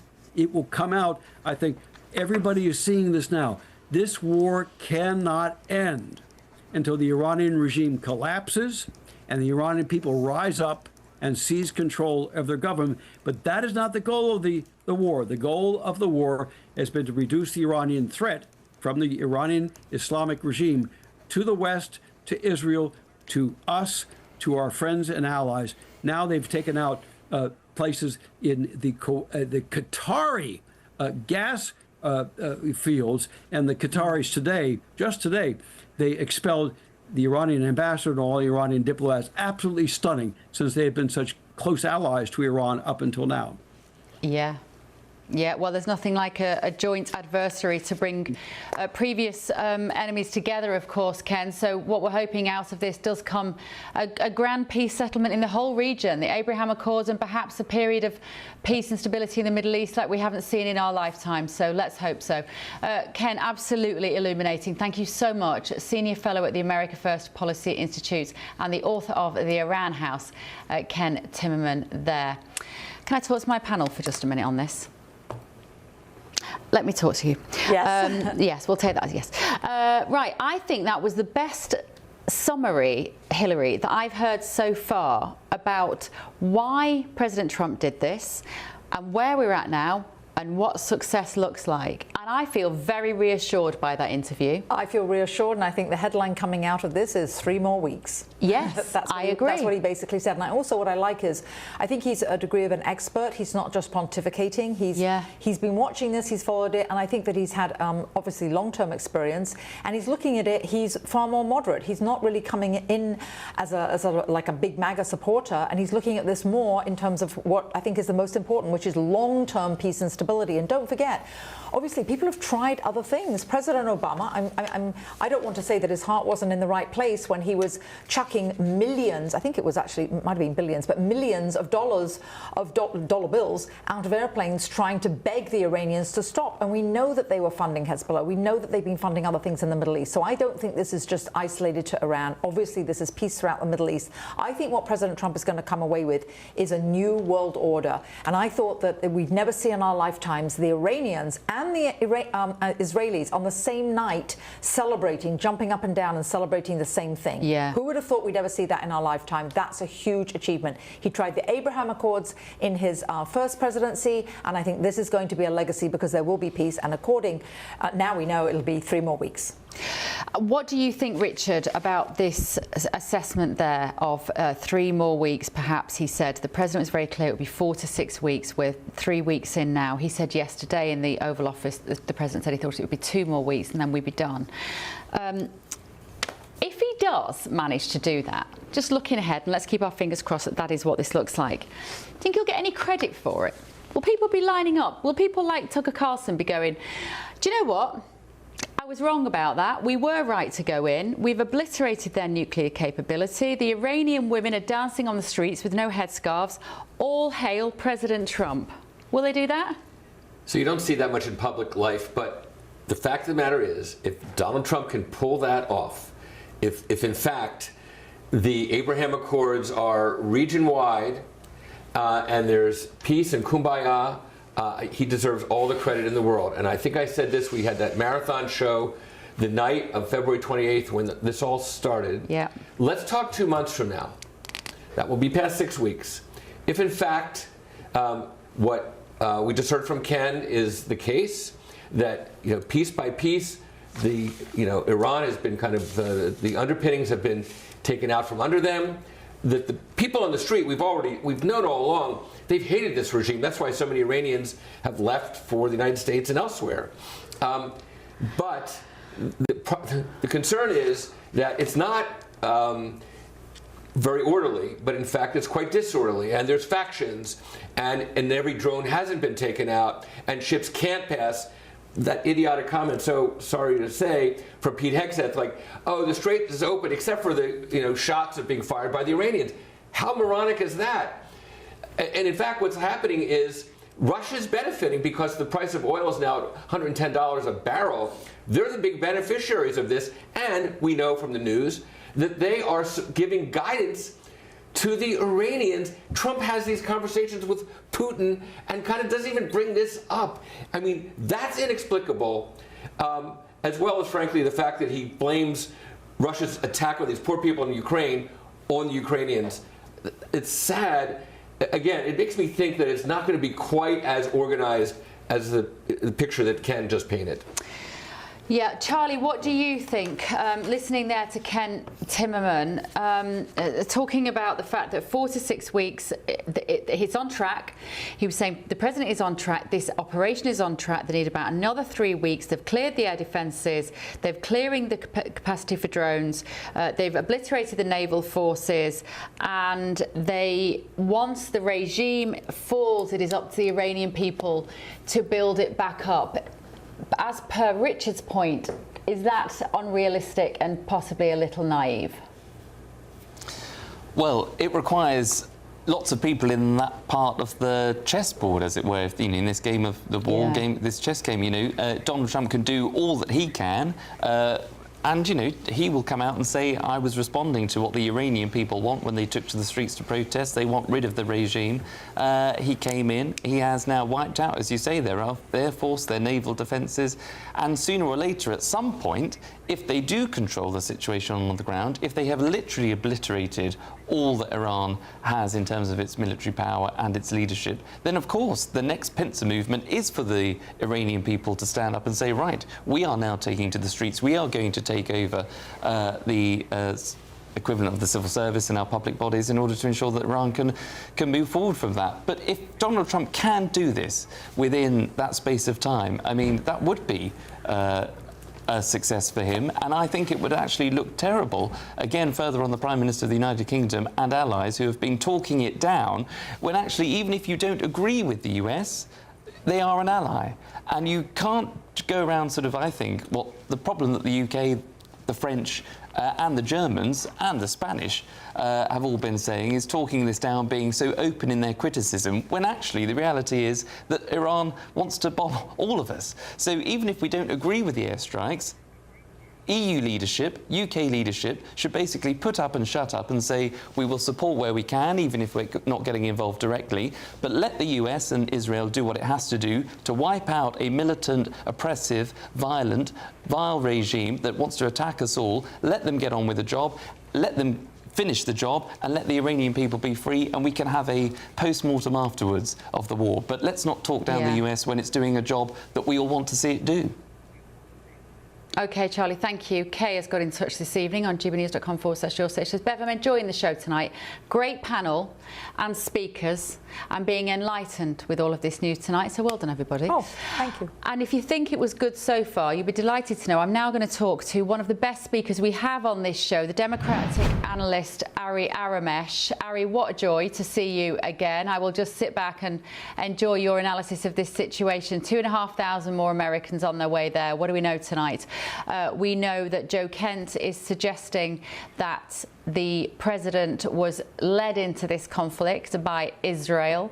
And what does that mean about who is in charge of the America First policy? But we also heard there from the fantastic Ken Timmerman saying that this operation is on target, it's on track, and within 2 to 3 more weeks, the job will be done and the Iranian people will be free to set up their own new government. Ari, your assessment?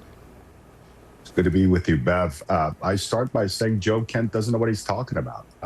Now, I'm a Democrat. I've never been MAGA. I'm on the other side of MAGA, but I agree with Mr. Timmerman's analysis. First and foremost, I very much respect Joe's years of service as a U.S. Army Special Forces, as a Green Beret, later on with CIA and so on and so forth. But he's never been a policy guy. He's never been in upper management.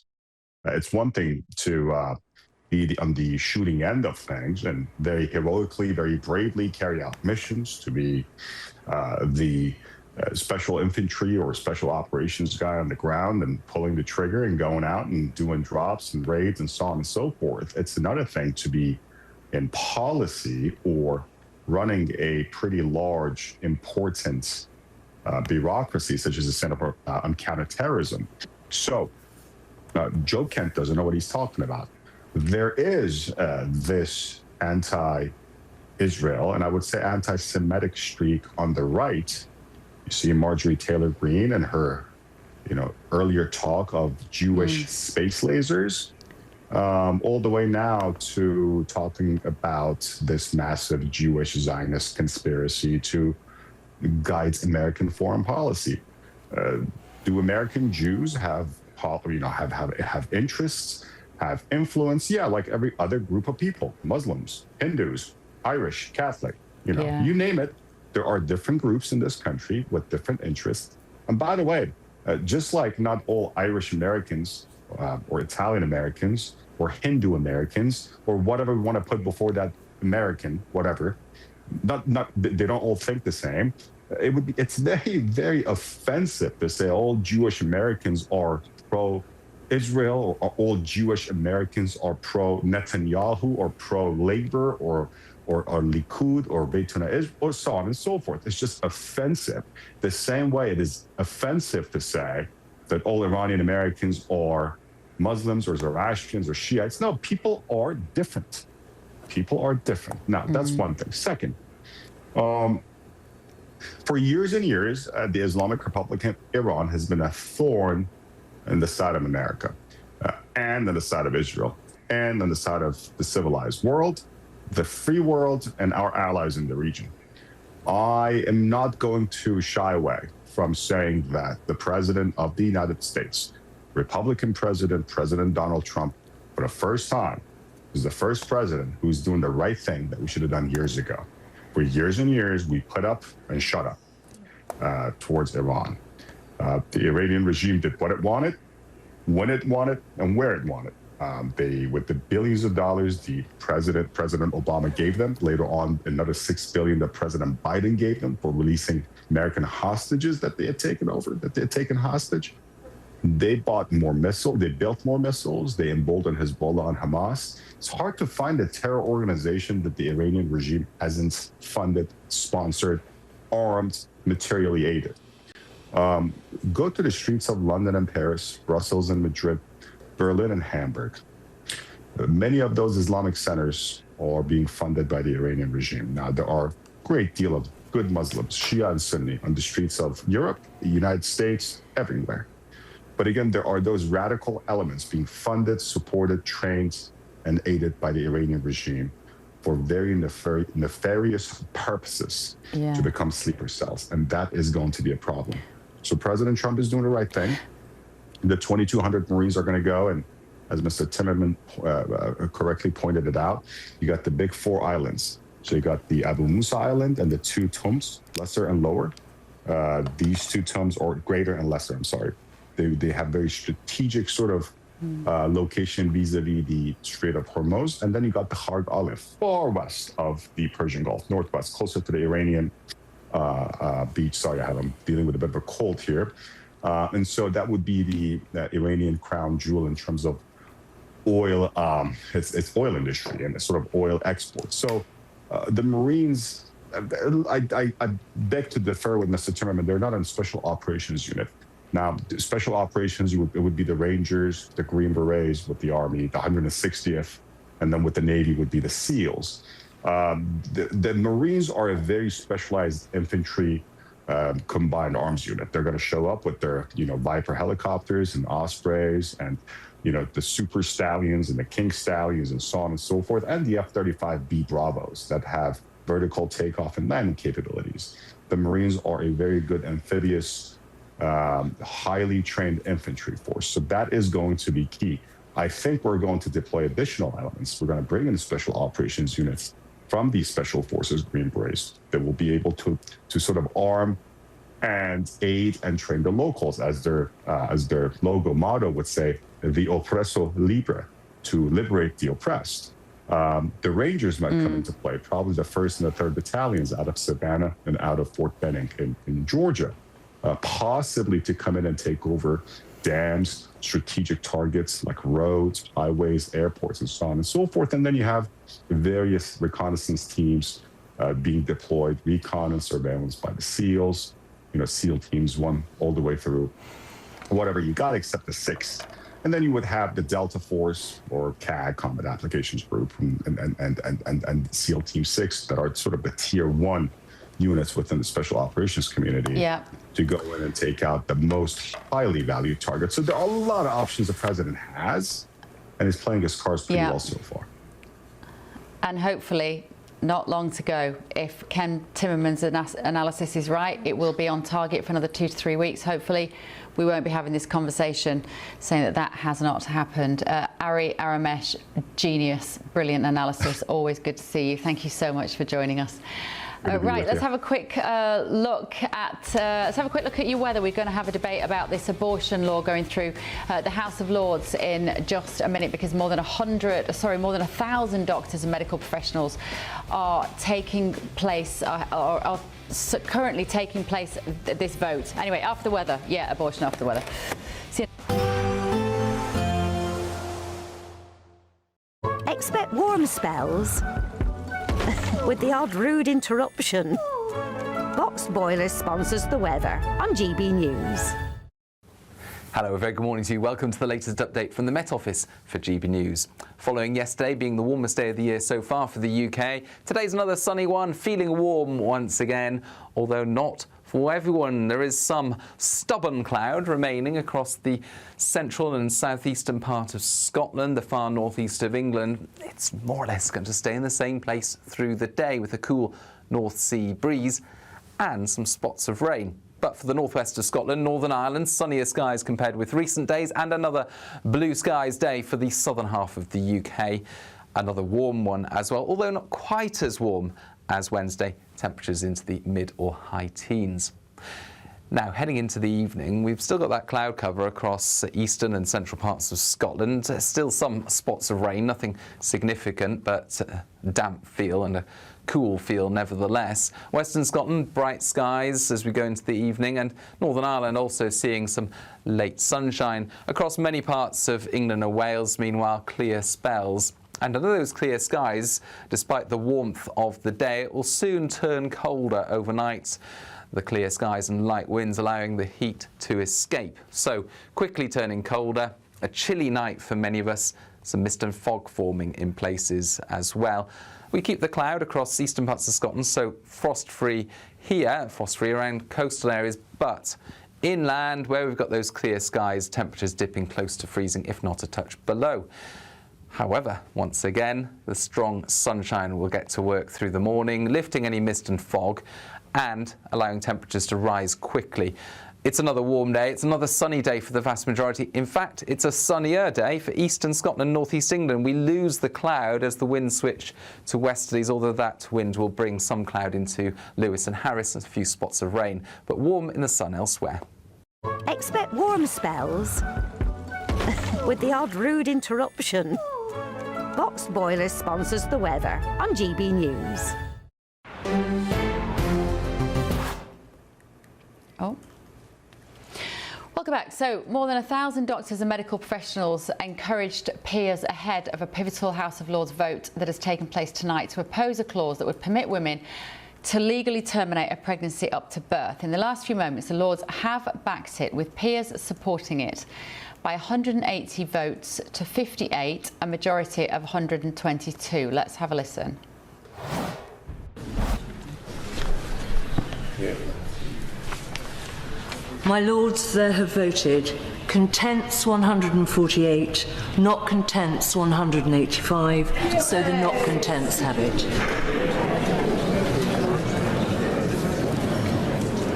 Move. Let's talk to political commentator Lois McClatchy-Miller while we try and get our heads around what this means, and the founder of the First Ask, Caroline Wells. Lois, just explain to us what's happened tonight, if you don't mind. This is hot off the press, and we're struggling a little bit to work out what the difference is here. Yeah, well, this is barbaric, honestly. The Lords have approved an amendment that will remove legal deterrents that stop women from aborting children from 24 weeks up until full-term pregnancy. So those last 3 months when the baby is fully developed, sentient, pain-capable, knows its mother's voice. I held my baby niece today, who is 10 days old, and there are babies still in the womb who are more developed than her that will now not have protections because these deterrent laws have been removed. I think most of the country can see that this isn't right. I understand in the UK that there's a lot of debate about those earlier to mid stages of abortion, but the vast majority of the public agree that at those late stages of pregnancy, a child should not be killed in the womb. And yet in Westminster, that is what has been approved tonight.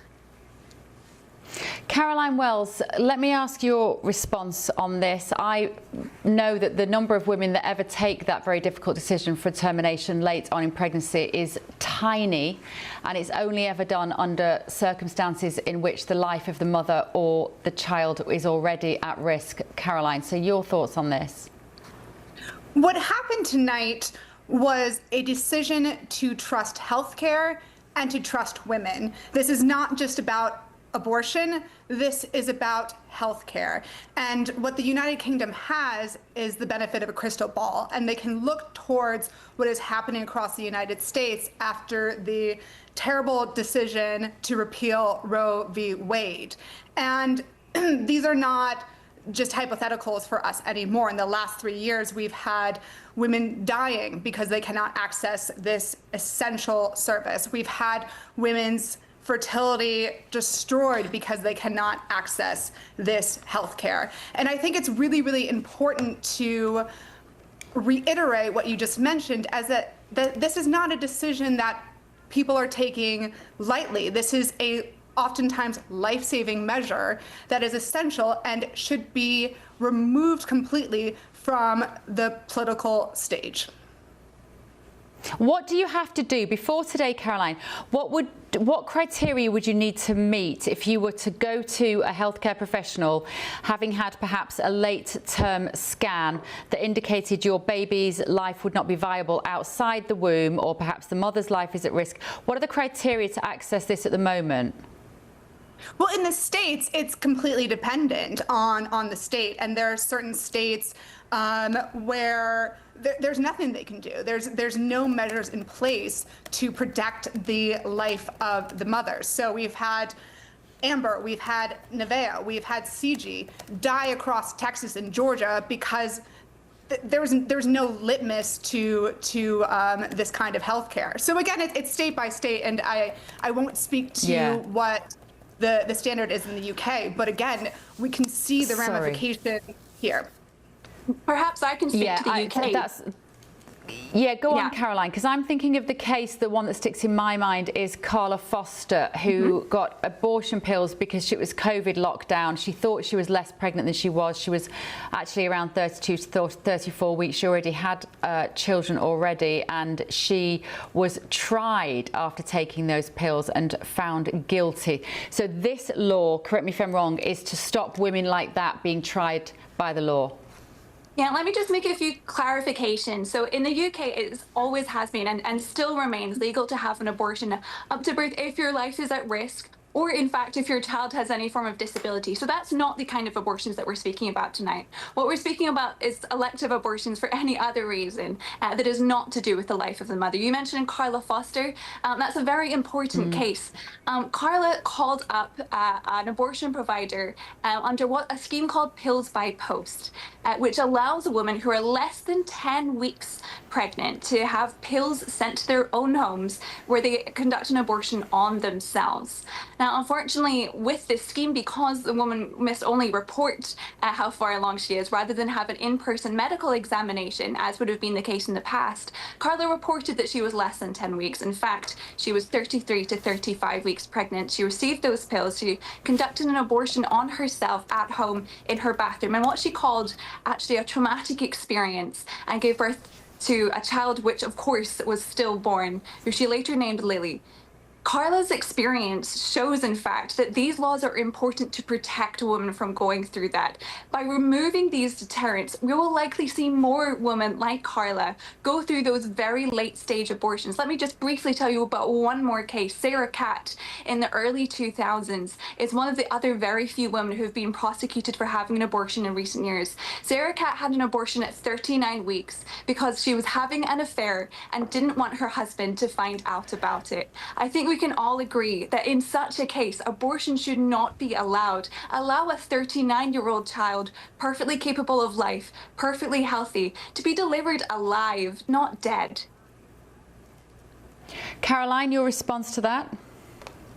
I mean, we're talking about a couple outlier situations. In case of like an entire policy, what this policy does is it won't allow women to be criminalized, punished for these kind of things. Do you argue that Carla should be criminalized for this horrific thing that happened? Like, clearly things went wrong there, and I don't think that she should be punished for that. It's, again, we have to trust women. We can't take these outlying situations as a statement on how women are apt to get these late-term abortions to hide affairs from their husbands. That's just like a ridiculous overstatement of what's at stake.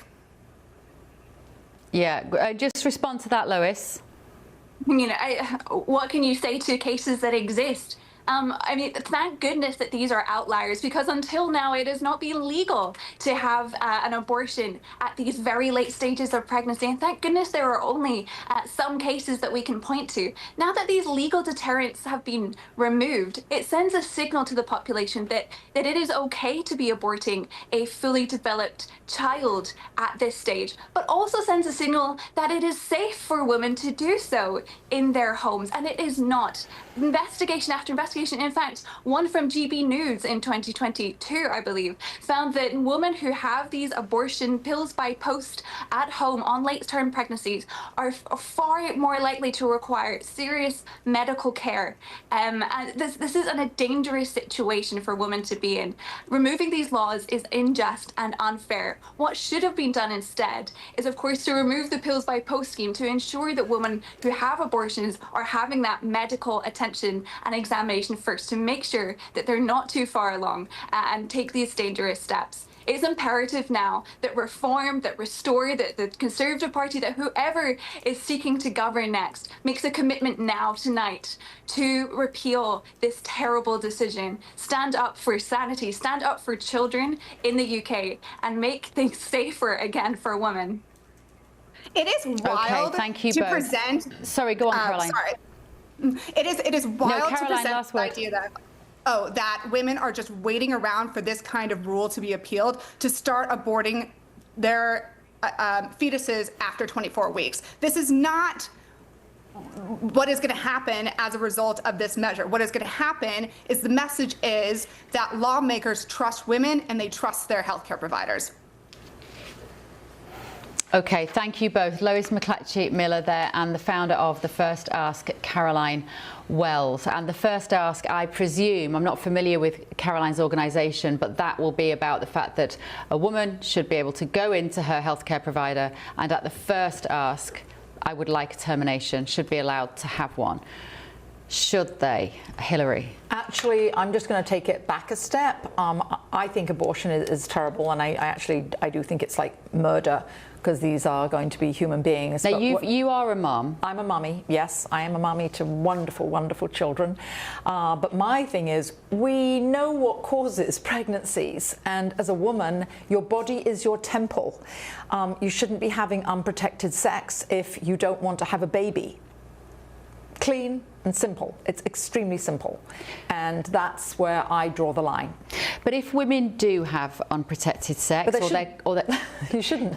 Or if their contraception doesn't work, or they are drunk, or all of the things that happen with the kaleidoscope of human emotion and human behaviour, under those circumstances, do you want to punish them with having to carry a child they don't want, birth that child, raise that child, all because of one mistake? Well, I think people should be more sensible. Obviously, they're not fit to be a mother if they've made such silly mistakes. And when you say about getting drunk, I don't get drunk. I think it's a silly thing to do, and I think it's an extremely serious subject. I think people should take it more seriously at the front end. If people put as much consideration into it and as much discussion before they get pregnant, then this wouldn't happen. But once they get pregnant, I think no. I think that's your responsibility, and I think you should have the baby and then give it up for abortion. There's plenty of give it up for adoption. There are plenty of people who would love to have a healthy baby. Richard, your assessment of this? You're a dad. A dad, but never have given birth. Although nowadays they say that men are supposed to be able to get pregnant, LGBTQ people. Look, we're talking about extreme cases here. Bev, you asked, what about rape? What about incest, where, frankly, protection is not the woman's choice, right? You can be the most prudent woman in the world. If you're raped, if you're subject to incest, that's really not your choice, and you could end up getting pregnant. And if the law is tough break, you're going to have to give birth, raise this child, support it, and this guy who raped you or committed incest is out of the picture. It's on you. I think that's pretty inhumane in the books of most people. Obviously, I come back to what Bill Clinton famously said that abortion should be safe, legal, and rare. And I think, in fact, for the most part, it is.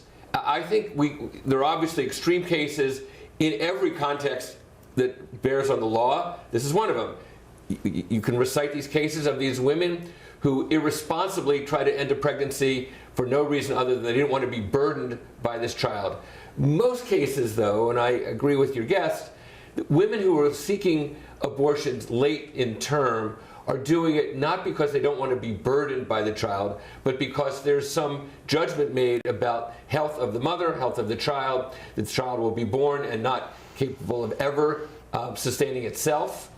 And in that case, I think it's not an unreasonable option to give that mother and the doctor that input and that choice, and it should not be criminalized. But again, it's religious, there's all sorts of legal attitudes that come into play, and I don't know that we'll ever kind of get worldwide resolution of what the right outcome is. Charlie Rowley, you may not have a dog in this fight, but I'm sure you have an opinion on it.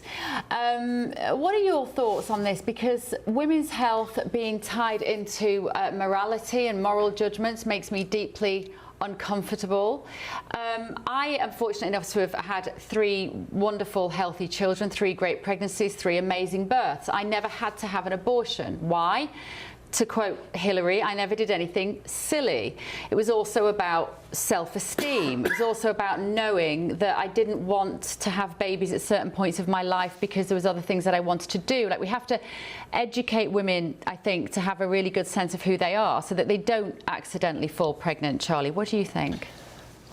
Well, look, I think you're absolutely right, and this is an incredibly emotive topic, not one that, as you say, I have a particular fight in because I don't have kids, and I've no real plans to be perfectly honest with you. But listening to the whole debate, if I was playing the role of a judge, I'd probably try and sum it up by saying that I think, for those people who have fallen pregnant through all of those ill crimes, such as rape, sexual abuse and incest, of course those women have a right to abort a child or a baby, or particularly at an early stage where something may not be developed. I know there'll be the moral case and there'll be complete arguments as to what is life and at what stage is actually a fetus fully developed into a child before abortion. But as it currently stands, in my own view, correct me if I'm wrong, but I think the current law up until probably tonight,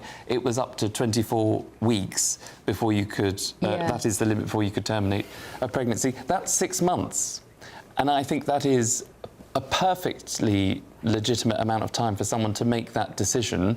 I don't think it is right to take that up until the point of birth, which seems to be what has been voted for tonight. I think that is fundamentally wrong. I think whatever the circumstances, 24 weeks is a perfectly reasonable amount of time to make that decision if you are. Let me ask... Thanks, Charlie. Let me ask Hillary here. How do you feel about abortion then in the case of rape or incest? Just very briefly, 10 seconds. Yeah, I mean, I think rape or incest is ghastly and no one would ever wish that upon anyone. However, if the mother gives birth to the baby, give it up for adoption. As I mentioned, there's plenty of people who want to adopt healthy babies. That's hardcore. Right. Don't go anywhere. Quick look at the weather.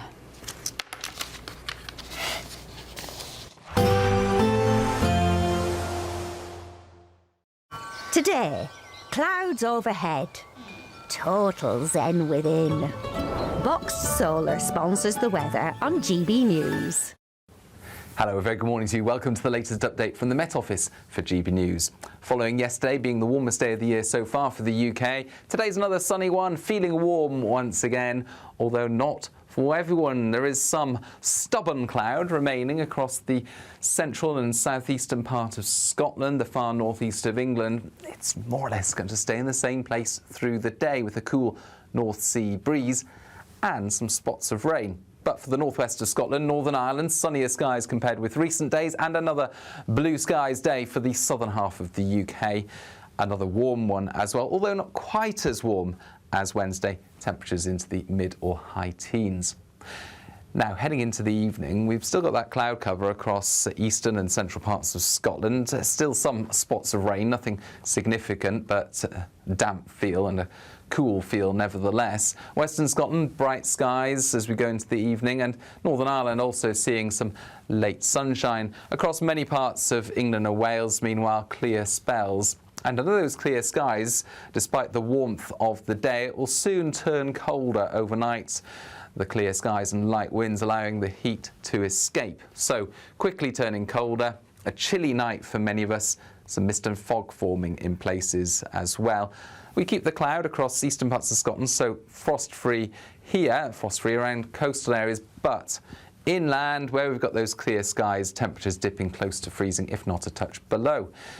However, once again, the strong sunshine will get to work through the morning, lifting any mist and fog and allowing temperatures to rise quickly. It's another warm day. It's another sunny day for the vast majority. In fact, it's a sunnier day for eastern Scotland and northeast England. We lose the cloud as the winds switch to westerlies, although that wind will bring some cloud into Lewis and Harris and a few spots of rain, but warm in the sun elsewhere. Today, clouds overhead. Total zen within. Boxed Solar sponsors the weather on GB News. Britain deserves a newsroom that puts the facts and your voice first. Well, and that's what you get on GB News. Lively debates, lively conversation. And we're not afraid to hold power to account.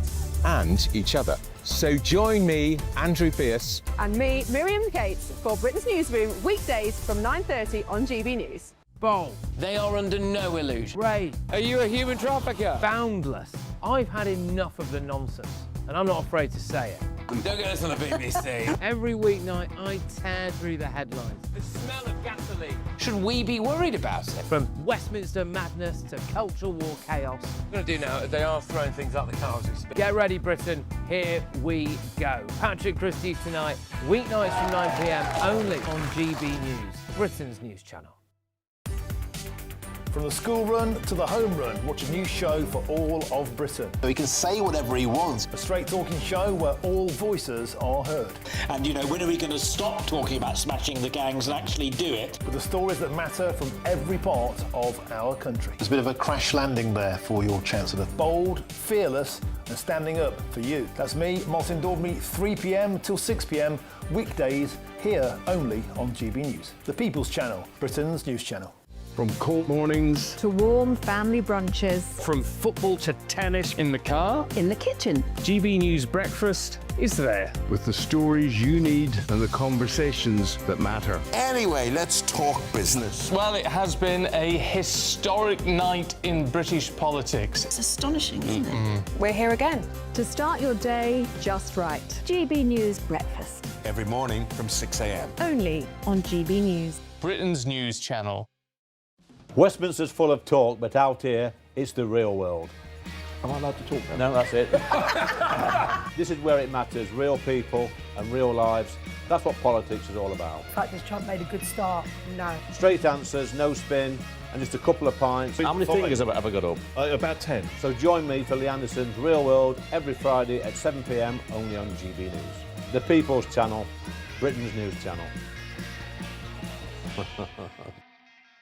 Westminster, the ultimate clique. And you're fighting like rats in a sack. But here on the Camilla Tominey Show, we ask the questions the establishment media is too scared to ask. OK, let me ask you a straight question, because I know you're a straight-talking politician. Whether it's net zero, illegal immigration or law and order, nothing is off limits. You had the power then. Yeah, as I and say, now you've lost it. That's the Camilla Tominey Show, a politics show that's fearless. But no, let me finish my question if you don't mind, because it is my show. Sundays at 9:30, only on GB News, the People's Channel, Britain's news channel.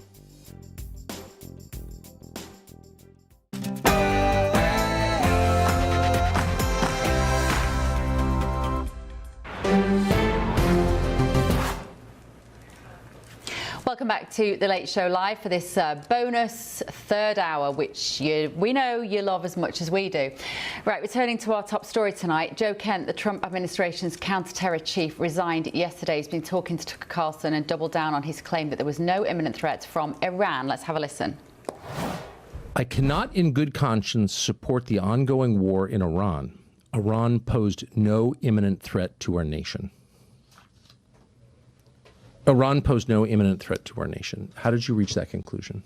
I think this is key. I mean, this would be more challenging to explain had the Secretary of State, the President, and the Speaker of the House not come out and said that we conducted this attack at this time because the Israelis were about to do so. So that takes away the argument that there was an imminent threat, as in Iran was planning to attack us immediately. That just simply did not exist. May I ask you to pause? And so I've heard people say that, and this just happened, but history has a way of getting rewritten in real time. And then you look back 10 or 15, 20, 25 years later. and no one seems to understand the things that you saw because they've been eliminated. Yeah. So I think it's important to stop and say, here's what we actually know. So I'd like now, if we could, just to play one of the statements that you alluded to, and that's from Marco Rubio, the Secretary of State. And this was shortly after this war commenced. And he was explaining, as is his habit, in a thoughtful, precise way, why. Here's Secretary of State Marco Rubio. And so the president made the very wise decision. We knew that there was going to be an Israeli action. We knew that that would precipitate an attack against American forces. And we knew that if we didn't preemptively go after them before they launched those attacks, we would suffer higher casualties and perhaps even higher those killed. And then we would all be here answering questions about why we knew that and didn't act. Okay, so that is his almost contemporaneous explanation, and it's not offhand. He reasons it out. He explains there's a logic chain there, and he says, we knew not that Iran was going to attack. He did not say that. Right. He said we knew that Israel was going to attack Iran, and in retaliation for those attacks by Israel against Iran, Iran might attack American forces. So the imminent threat that the Secretary of State is describing is not from Iran, it's from Israel. Exactly. And I think this speaks to the broader issue. Who is in charge of our policy in the Middle East? Who is in charge of when we decide to go to war or not? In this case, with what the Secretary described, and later on the President, later on the Speaker of the House, and the way the events played out, the Israelis drove the decision to take this action, which we knew would set off a series of events, meaning the Iranians would retaliate. Now, I think there's a potential there where we could have done several different things. We could have simply said to the Israelis, no, you will not. And if you do, then we will take something away from you. I think that it's fine that we offer defense to Israel. But when we're providing the means for their defense, we get to dictate the terms of when they go on the offensive. Otherwise, they stand to lose that relationship. And the Israelis felt emboldened that no matter what they did, no matter what situation they put us in, that they could go ahead and take this action, and we would just have to react. So for anybody that doesn't know, Tucker Carlson is a right-wing independent journalist, conservative, used to be part of the mainstream media, set up his own channel now, and actually alongside other conservative commentators. In fact, I think it's fair to say that the top 4 podcasters in the world now, which is Candace Owens, Megyn Kelly, Tucker Carlson and Joe Rogan, have all taken Tucker's position, blaming Israel for this war and saying that President Trump is letting down the American people. Are they right, Hillary?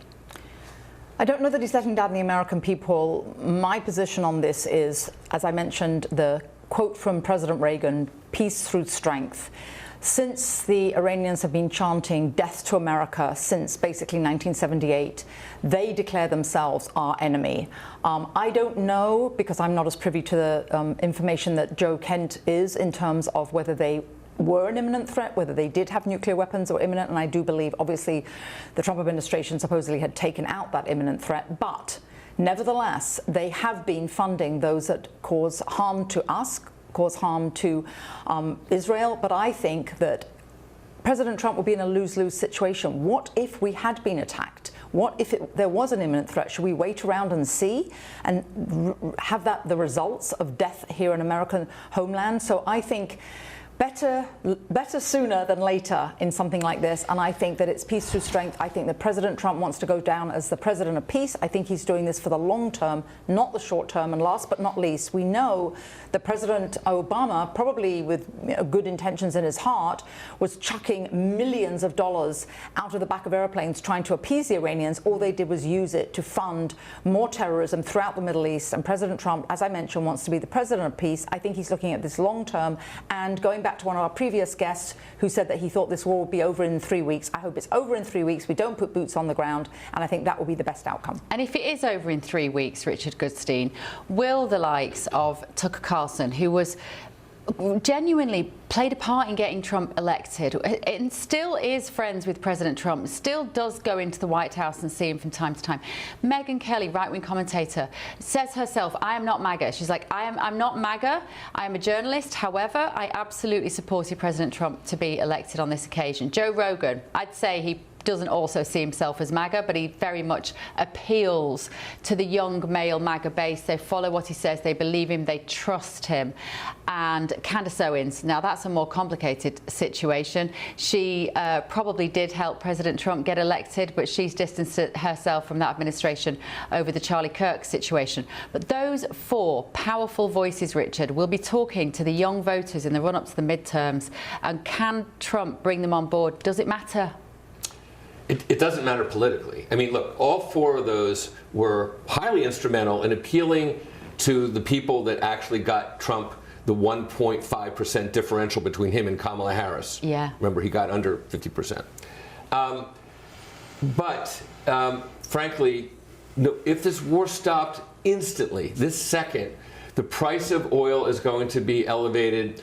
All the downstream products that come from that will be elevated. The economy around the world is going to feel the pressure. Certainly the U.S. economy is. And if Trump ran on one thing, it was to lower prices, not reduce inflation just, but to lower prices, which any economist would have told him, short of a depression, wasn't going to happen. But nonetheless, that was his calling card. And all those people, the young voters, black and Hispanic, among others who frankly traditionally voted Democratic, who took a flyer on him, because they wanted to believe what he had to say and also wanted to believe that we weren't going to get into these foreign wars, and certainly in the Middle East. Again, they're going to, I don't know that those people will come around and tell those people, you know what, Trump called it, we should be, blessing his feet because what he's done to transform the world. If in fact, again, a month from now, we're here talking about this and everything has come out peaches and cream, and there's democracy, seems incredibly far-fetched in Iran. There's no more drones, seems far-fetched. That the nuclear materials have been seized by rightful authorities, seems improbable right now. If all that's happened, yes, I think Trump deserves all the credit in the world. I don't actually think it's going to change his electoral prospects in 2026, but I think he deserves a tremendous amount of credit. Charlie, I think he has to finish the job, though, doesn't he now? There's no halfway house with this. Literally the worst case scenario is that Iran is left with some sort of potential to rebuild its nuclear capability, that the Iranian people are still under a despotic theocratic regime. He has to finish it, and I'm not sure whether it is clear what that looks like, what the metric is by which that will be measured. I think you're absolutely right. It's about results now, and it's about delivery, and it's about bringing it to an end. And if it is the case that, Ken Timmerman, who you had earlier on, predicted that it could be another 3 weeks, if it is conclusive within 3 weeks, then all of the commentators, all of the people where it might feel easy to say, no, this isn't our war, no, we shouldn't be getting involved. The president said that he was never going to take us into these international foreign wars. Oh, he's done it. That's easy to complain about. That's kind of the easy complaint to make. What's difficult is making the right decision, which might be, and it is in my view, getting rid of this regime, because we're all sort of tiptoeing around the fact that, well, what if Iran was still there? What if the Iranian regime was still in place? 3 weeks ago, they'd have the 3 weeks more worth of enriched uranium advanced than what they had 3 weeks earlier.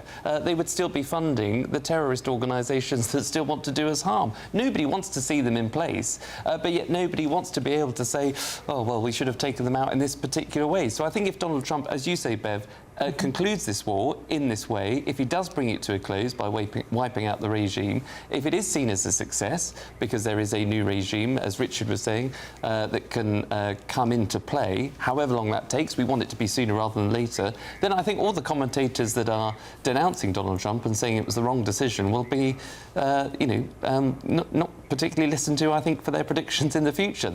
Donald Trump, the president, will be out on top to say, I went in, I was strong, it was the right decision, not the easy decision, and we can move forward as a safer, securer world. The problem is, of course, there will be people lining up to not give him credit because they will believe this was an Israeli operation. So even now, because of all of this noise around the catalyst for the invasion, with the letter from Joe Kent, with the commentary from these four very influential Conservative speakers, if it now transpires that he is successful, it might be that he will have even the credit stolen from him, Hillary, because people will be lining up who might have otherwise said, you know what, fair dues, well done, you did it, sir, well done, you've actually rid the Middle East of the most pernicious actor that was funding terrorism around the world. Now they might say, actually, you didn't do anything, it was Israel, it was Benjamin Netanyahu who can take credit for this, not you, and their Donald Trump derangement syndrome will continue. I think you're absolutely right, Bev. I think this is going to feed the Trump derangement syndrome, and I think obviously the entire left media is going to be latching onto this, and they're going to they're actually for once are going to be listening to Tucker Carlson, and they're going to be listening to obviously all the other podcasters that have latched onto this. Again, my position is we want peace through strength, and I think that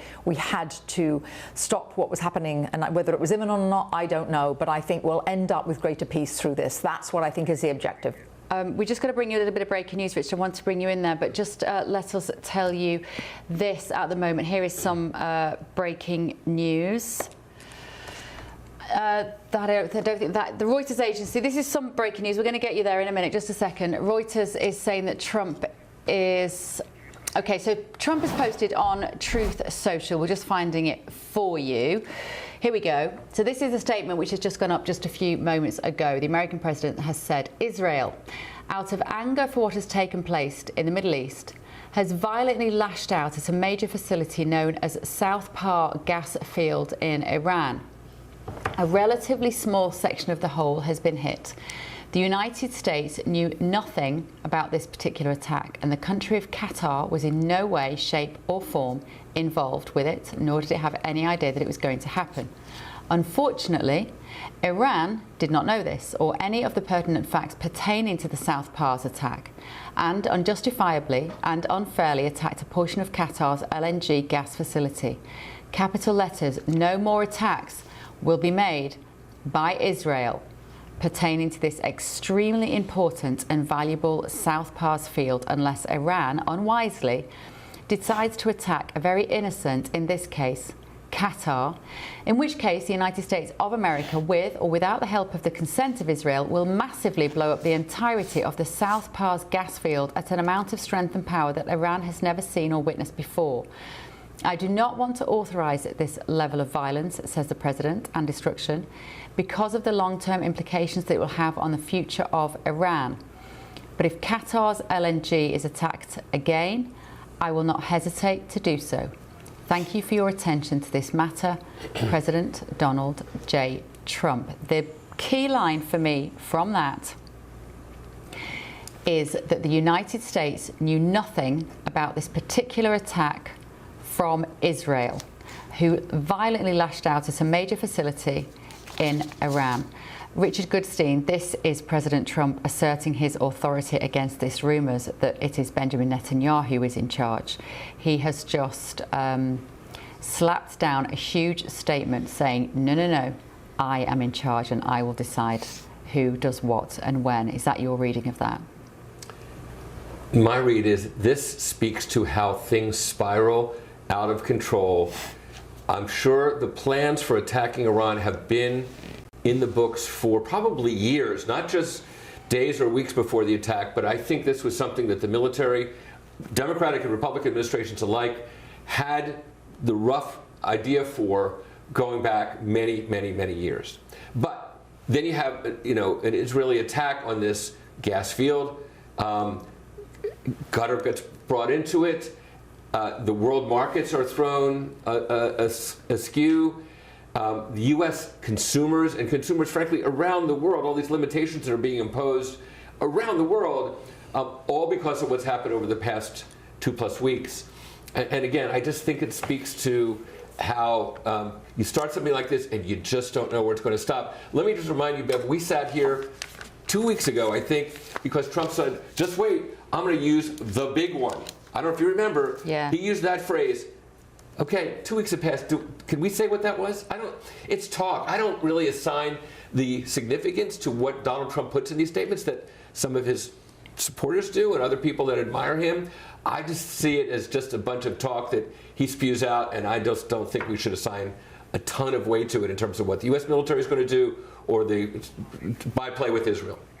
Let me just let me just, oh great, we've got Harley Littman ready to talk about this. And Harley, I don't know whether you've just heard that statement. I realise we're coming to you very soon after reading this Truth Social post, Harley. Were you able to take in that latest statement, Harley? Have you seen it? Are you familiar with it? Otherwise, I will go through it again. Well, if I understand it correctly, it's that Israel attacked an energy facility and President Trump criticized it. He didn't know about it. Is that the essence? That's right. Yes, and saying that because of the attack on the gas field in Iran, Iran then took a counter hit, a strike against Qatar, and Donald Trump is defending Qatar, saying they didn't know that was going to happen. Not only did they not know, but we, the Americans, didn't know. Iran didn't know that they weren't involved, and therefore Iran attacked Qatar. As Richard said, this is the problem with the escalation, and if you can use a very sort of prosaic comparison here, Israel is currently in a job share with America, and any job share requires very clear delineation of who is doing what. And what we're seeing here is a confusion and a blurring of the lines about who is in charge and who is making the decisions, Harley. Well, I understand. Again, I read it quickly that apparently President Trump is unhappy with it, I guess for two reasons. He doesn't want to break Iran. He doesn't want to destroy their oil facilities because he's hopeful that there will be some friendly regime there, and he probably wants stability in the country. That's my best guess. At the same time, though, again, you have to ask Israel as to why they did that. But I have two thoughts on that. The first is Qatar. The fact that Iran attacked Qatar, Iran is responsible for that. This is nonsense to blame Israel for Iran's decision to attack Qatar. If Israel attacked Iran and Iran is not happy with it, then Iran ought to attack Israel. I mean, to attack Qatar and then say it's Israel's fault is kind of ridiculous when you think about it. So basically, if Iran doesn't like anything that Israel America does, they could attack other countries, and somehow that's like okay. That's just outrageous. I don't know any other way of saying it. Qatar had nothing to do with it. They didn't attack Iran. If Iran wants to use whatever excuse there is, everybody loves to blame Israel, loves to blame the Jews, blame Israel. But then make Israel accountable. If Iran is unhappy with what Israel did, I'm sure Qatar did not know. So I just don't understand why, people are blaming Israel for Iran's decision to attack Qatar. If Iran wants to attack Azerbaijan, is that going to be Israel's fault? I mean, I just think Iran is responsible for what they do to other countries, the way Israel is responsible for what they do to other countries. Simple. Yeah. Do you think this line at the start of President Trump's Truth Social is interesting? He says, Israel, out of anger for what has taken place in the Middle East, has violently lashed out at a major facility in a gas field in Iran. A relatively small section of the whole has been hit. And then he says the United States knew nothing about this attack, and the country of Qatar was in no way, shape or form involved with any of it, nor did it have any idea it was going to happen. Unfortunately, Iran did not know this and unjustifiably and unfairly attacked a portion of Qatar's gas facility. Capital letters, no more attacks will be made by Israel pertaining to this extremely important and valuable South Pars field. It's very much a statement of authority from President Trump here, isn't it? Reclaiming, perhaps, on a day in which we've seen this statement from Joe Kent, reclaiming the idea that he is in charge. He will decide what happens. Does this suggest that he's been hurt by this allegation that Israel is pulling the strings? Very likely, very likely. And if I may, about Joe Kent, one is in 2020, he urged Trump to attack Iran's oil facilities. So for him to be against the war is quite disingenuous on that matter. Also, the fact that he quits without notice the Trump administration in the midst of a war tells you something else about Joe Kent in terms of his loyalty and patriotism. So he has another agenda. He wants to run for political office. He is, participating in these conspiracy theories. And I think here's what's important to say. In 1979, when this regime took over, they didn't take Israeli diplomatic personnel in Tehran. They took American diplomatic personnel. And then in Lebanon, who did Iran attack? They blew up the American embassy, not an Israeli embassy anywhere else. They also blew up the American Marine compound, killing hundreds of American Marines. Then when America fought a war in Iraq and Afghanistan, they bled us in Afghanistan, they bled us in Iraq.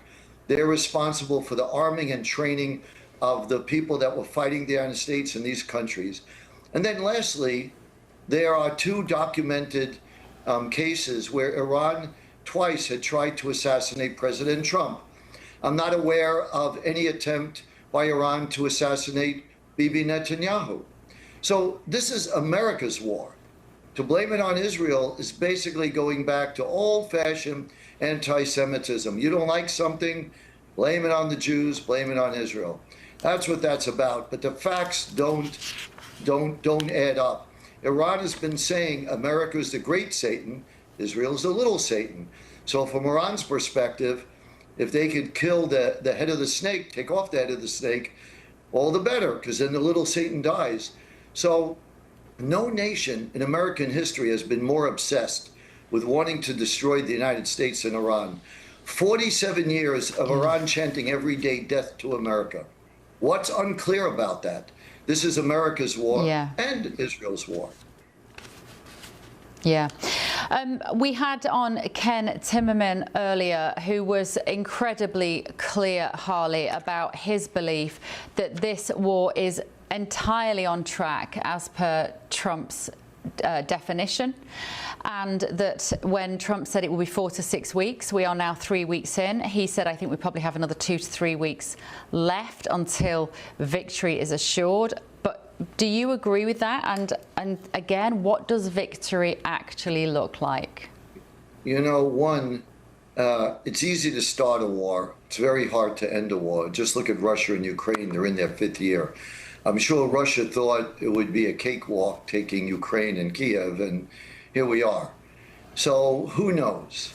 I am troubled by the notion of giving a deadline on a war, because if I were Iran, I would say to the troops, hang in there. You know, you heard it from President Trump. He's only going to be bombing us for another 2-3 weeks. Then we're good to go. He's going to end it. So as a tactic or as a strategy, I think he's must be playing to America's domestic audience, because there are midterm elections coming up, and the war, by many polls, is not that popular. I mean, what war is? You know, wars are ugly, terrible things. I'll give you another quick data point about America and the way they think of wars. Even after Japan attacked the United States in Pearl Harbor, that brought the United States into World War II. And remember, this is December of 1941. Germany had already taken over almost all of Europe. Even then, according to opinion polls in the United States, most Americans did not want to go to war against Germany. As late as 1942. They were happy to go to war against Japan. Part of it was racism also, and America was attacked. So the problem with democracy is people are repelled by the notion of war. It's understandable. Again, wars are utterly horrible, terrible things. But the problem is you can't keep kicking the can down the road. Every administration has passed this on to the next president. Every president knew they had to deal with this regime. And given what they say, and given the fact that America's intelligence estimates are that in 8 years they'll have 60 ICBMs, intercontinental ballistic missiles, capable of reaching American cities. I don't know how America could take the chance and wait. You know, it's arrogance to think we know better what our adversary means than their own words. Yeah. Okay, Harley, fantastic. Great to see you again. Foreign policy expert Harley Lipman there. We have some of the best commentators on this topic, don't we? You do. I'm including you in that as well, Richard. Well, shucks. Take anyone at this time of the night. No, I'm joking. Right, let's talk now to US Senate candidate in Massachusetts and US Marine veteran John Deaton. John, thank you so much. Good to see you again as well. Now, we're hearing that President Trump is prepared to send in another 2,500 troops, particularly to keep the Straits of Hormuz open. Your reaction to that, John, as a Marine veteran? Well, thank you for having me again. It's good to see you. Listen, there's two options on the table, and in pure President Trump fashion, he's left both options on the table, which is either exit or try to prepare for ultimate victory. And President Trump at one time calls these deranged scumbags, and that they're going to be hit 20 times harder if they continue to disrupt global energy supply. But at the same time, he's frustrated that allies don't have enough skin in the game, so he has threatened to actually leave. And I think that the 2,500 Marines that are being sent, it's the Marine Expeditionary Unit, they're being sent, and there's 2,500 sailors that go along with them on the USS Tripoli. That's a message to either they're possibly thinking about a land invasion on Karg Island to either secure the island, to secure the 90% hub of Iranian exported oil, to suffocate economically Iran into submission, or possibly to go in and secure the enriched uranium that may have survived the airstrikes. And so it's a big deal, because obviously troops on the ground takes this war into a completely different level, especially for the American public. We've heard a few convincing accounts this evening, John, of experts in the Middle East who are saying that this war is on track. 2 to 3 more weeks and it will be done. Hopefully no more American lives lost in this. Could that be a realistic assessment in your view? It's a great question, and it comes down to what is the mission? What do you consider victory? If the mission is to secure enriched uranium that survived the strikes, then and you leave them, then you're not successful. If it is to just absolutely sink their navy, degrade the regime to the extent that they have completely decapitated, them to a certain extent militarily, and then call it victory, then you can do that, and we're on course. But the question here is, if the Strait of Hormuz is closed for a prolonged period of time, then you are looking at oil hitting $150 to $200 a barrel, and you're looking at global recession, because it impacts everything. Because every Western civilization, basically, their economy is 70% consumer spending. And then what happens, because every product we touch is transported by plane, ship, or truck, prices skyrocket on that oil, and people stop spending their money on discretionary spending like eating out and travel, and start buying gas and heat and things of that nature. So a lot depends on the condition of Strait of Hormuz, to be honest with you. Yeah. We're looking at this statement as well, John, that's only been released in the last few moments from President Trump. And he was basically defending Qatar. I mean, and to be honest, you do need, if you're in a ruck, you want a mate like Donald Trump. This is why I think what Keir Starmer has done to the UK is very dangerous, actually, from our point of view, because what he's done here, he's come to the defense of Qatar, and he said they had no idea that Israel was going to attack this South Pars gas field in Iran. And he said Iran did not know that Qatar had anything to do with it. And he said So here we go. Sorry, let me just find the bits. He likes a very long post, does President Trump? It takes a little bit of scanning, doesn't it? But he basically said, if Qatar's LNG is attacked again, I will not hesitate to blow up your South Pars gas field completely. It is a very clear threat to Iran. Back off, Qatar. Do not attack them in any way, shape or form, their gas facility. Does it work in the fog of war, these kind of threats to Iran? What will they think when they see this? If they say, OK, well, we have nothing to lose here. You've pointed out what you don't want us to attack, which is the LNG gas facility in Qatar. So that is exactly the thing that we're going to go and attack. This is how escalation starts, isn't it?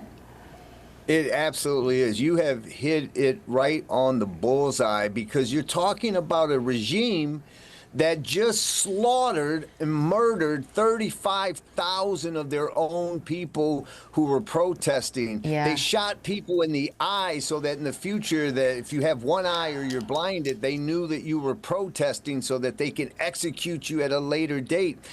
You can't use rationality with regimes such as this. And I think Iran, by striking Qatar, they're sending the message that they want to disrupt the global supply of oil, because they know that it has an impact globally, and they're prepared to let their people suffer. And I don't know if President Trump is prepared similarly to see the skyrocketing prices in America, especially 6 months before the midterms. And so there's a lot on the line, but I think Iran is playing that game where they may call that bluff and say, you want to blow up 20% of oil production globally, go ahead, because you're going to be, biting your nose to spite your face. Yeah, absolutely. Well, it's certainly interesting and fairly depressing to watch unfold, John. Let's hope it's all over fairly quickly. Thank you so much. Senate candidate in Massachusetts, U.S. Marine veteran and brilliant orator on this topic, John Deaton there. Thank you, John. Should we have a quick look at the weather? We're going to look at the newspaper front pages after the weather. Here it is. Expect warm spells with the odd rude interruption. Box Boilers sponsors the weather on GB News. Hello, a very good morning to you. Welcome to the latest update from the Met Office for GB News. Following yesterday being the warmest day of the year so far for the UK, today's another sunny one, feeling warm once again, although not for everyone. There is some stubborn cloud remaining across the central and southeastern part of Scotland, the far northeast of England. It's more or less going to stay in the same place through the day with a cool North Sea breeze and some spots of rain. But for the northwest of Scotland, Northern Ireland, sunnier skies compared with recent days, and another blue skies day for the southern half of the UK. Another warm one as well, although not quite as warm as Wednesday, temperatures into the mid or high teens. Now, heading into the evening, we've still got that cloud cover across eastern and central parts of Scotland. Still some spots of rain, nothing significant, but damp feel and a cool feel nevertheless. Western Scotland, bright skies as we go into the evening, and Northern Ireland also seeing some late sunshine. Across many parts of England and Wales, meanwhile, clear spells. And under those clear skies, despite the warmth of the day, it will soon turn colder overnight. The clear skies and light winds allowing the heat to escape. So quickly turning colder, a chilly night for many of us, some mist and fog forming in places as well. We keep the cloud across eastern parts of Scotland, so frost-free here, frost-free around coastal areas, but inland where we've got those clear skies, temperatures dipping close to freezing, if not a touch below. However, once again, the strong sunshine will get to work through the morning, lifting any mist and fog and allowing temperatures to rise quickly. It's another warm day. It's another sunny day for the vast majority. In fact, it's a sunnier day for eastern Scotland, northeast England. We lose the cloud as the winds switch to westerlies, although that wind will bring some cloud into Lewis and Harris and a few spots of rain, but warm in the sun elsewhere. Expect warm spells with the odd rude interruption. Box Boilers sponsors the weather on GB News.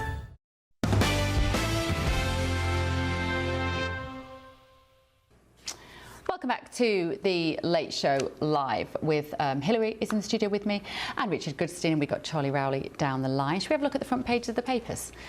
We haven't done that so far. We've been 2.5 hours into this epic marathon of a show.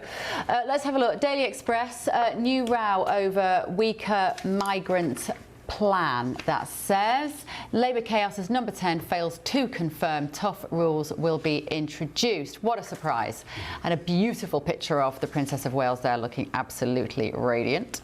The Independent, over on NHS, totally unprepared for new COVID-level pandemic. Well, that's okay, because there won't be another COVID-level pandemic, so we don't need to worry about that. That's not the problem facing the NHS. The NHS is just rubbish because everybody in the UK is so desperately unhealthy. Would you agree, Hilary? Well, yes, and the thing is, eat your fruits and vegetables, lean protein, don't eat junk food. And there's an American expression, actually, always read the label. And I always say, never read the label, because don't eat anything out of a packet. I just knew it. I thought if I tee that up, she's going to go with it. Yeah. I just knew it. No refined sugar, because you do know cancer feeds on sugar. Cancer cannot exist in an alkaline body. And always remember this, the first lesson in medical school is a patient cured is a customer lost. The medical profession is not there to prevent you from getting sick. You are to prevent yourself I'm rather regretting this now. I'm rather regretting this now. And 21%, oh, God. only 21% of your health is genetic. The rest, about 80-something%, is 100% in your control. Lifestyle. Yes. There we go. We solved that, Independent. If you just called me and Hilary, you could have had a completely different front page. You can have it tomorrow. All right, let's move on to the Metro. The Metro is saying, we warned of meningitis outbreak hell. 3 vaccine campaigns ignored. Anger of grieving parents who said that all children should have the jab for the deadly strain. The Guardian are leading with a dangerous escalation. Israel strikes the world's largest gas field. And they've also got a story there about the ex-Google exec who is going to be the BBC boss. We're going to talk about that in a minute because I know him.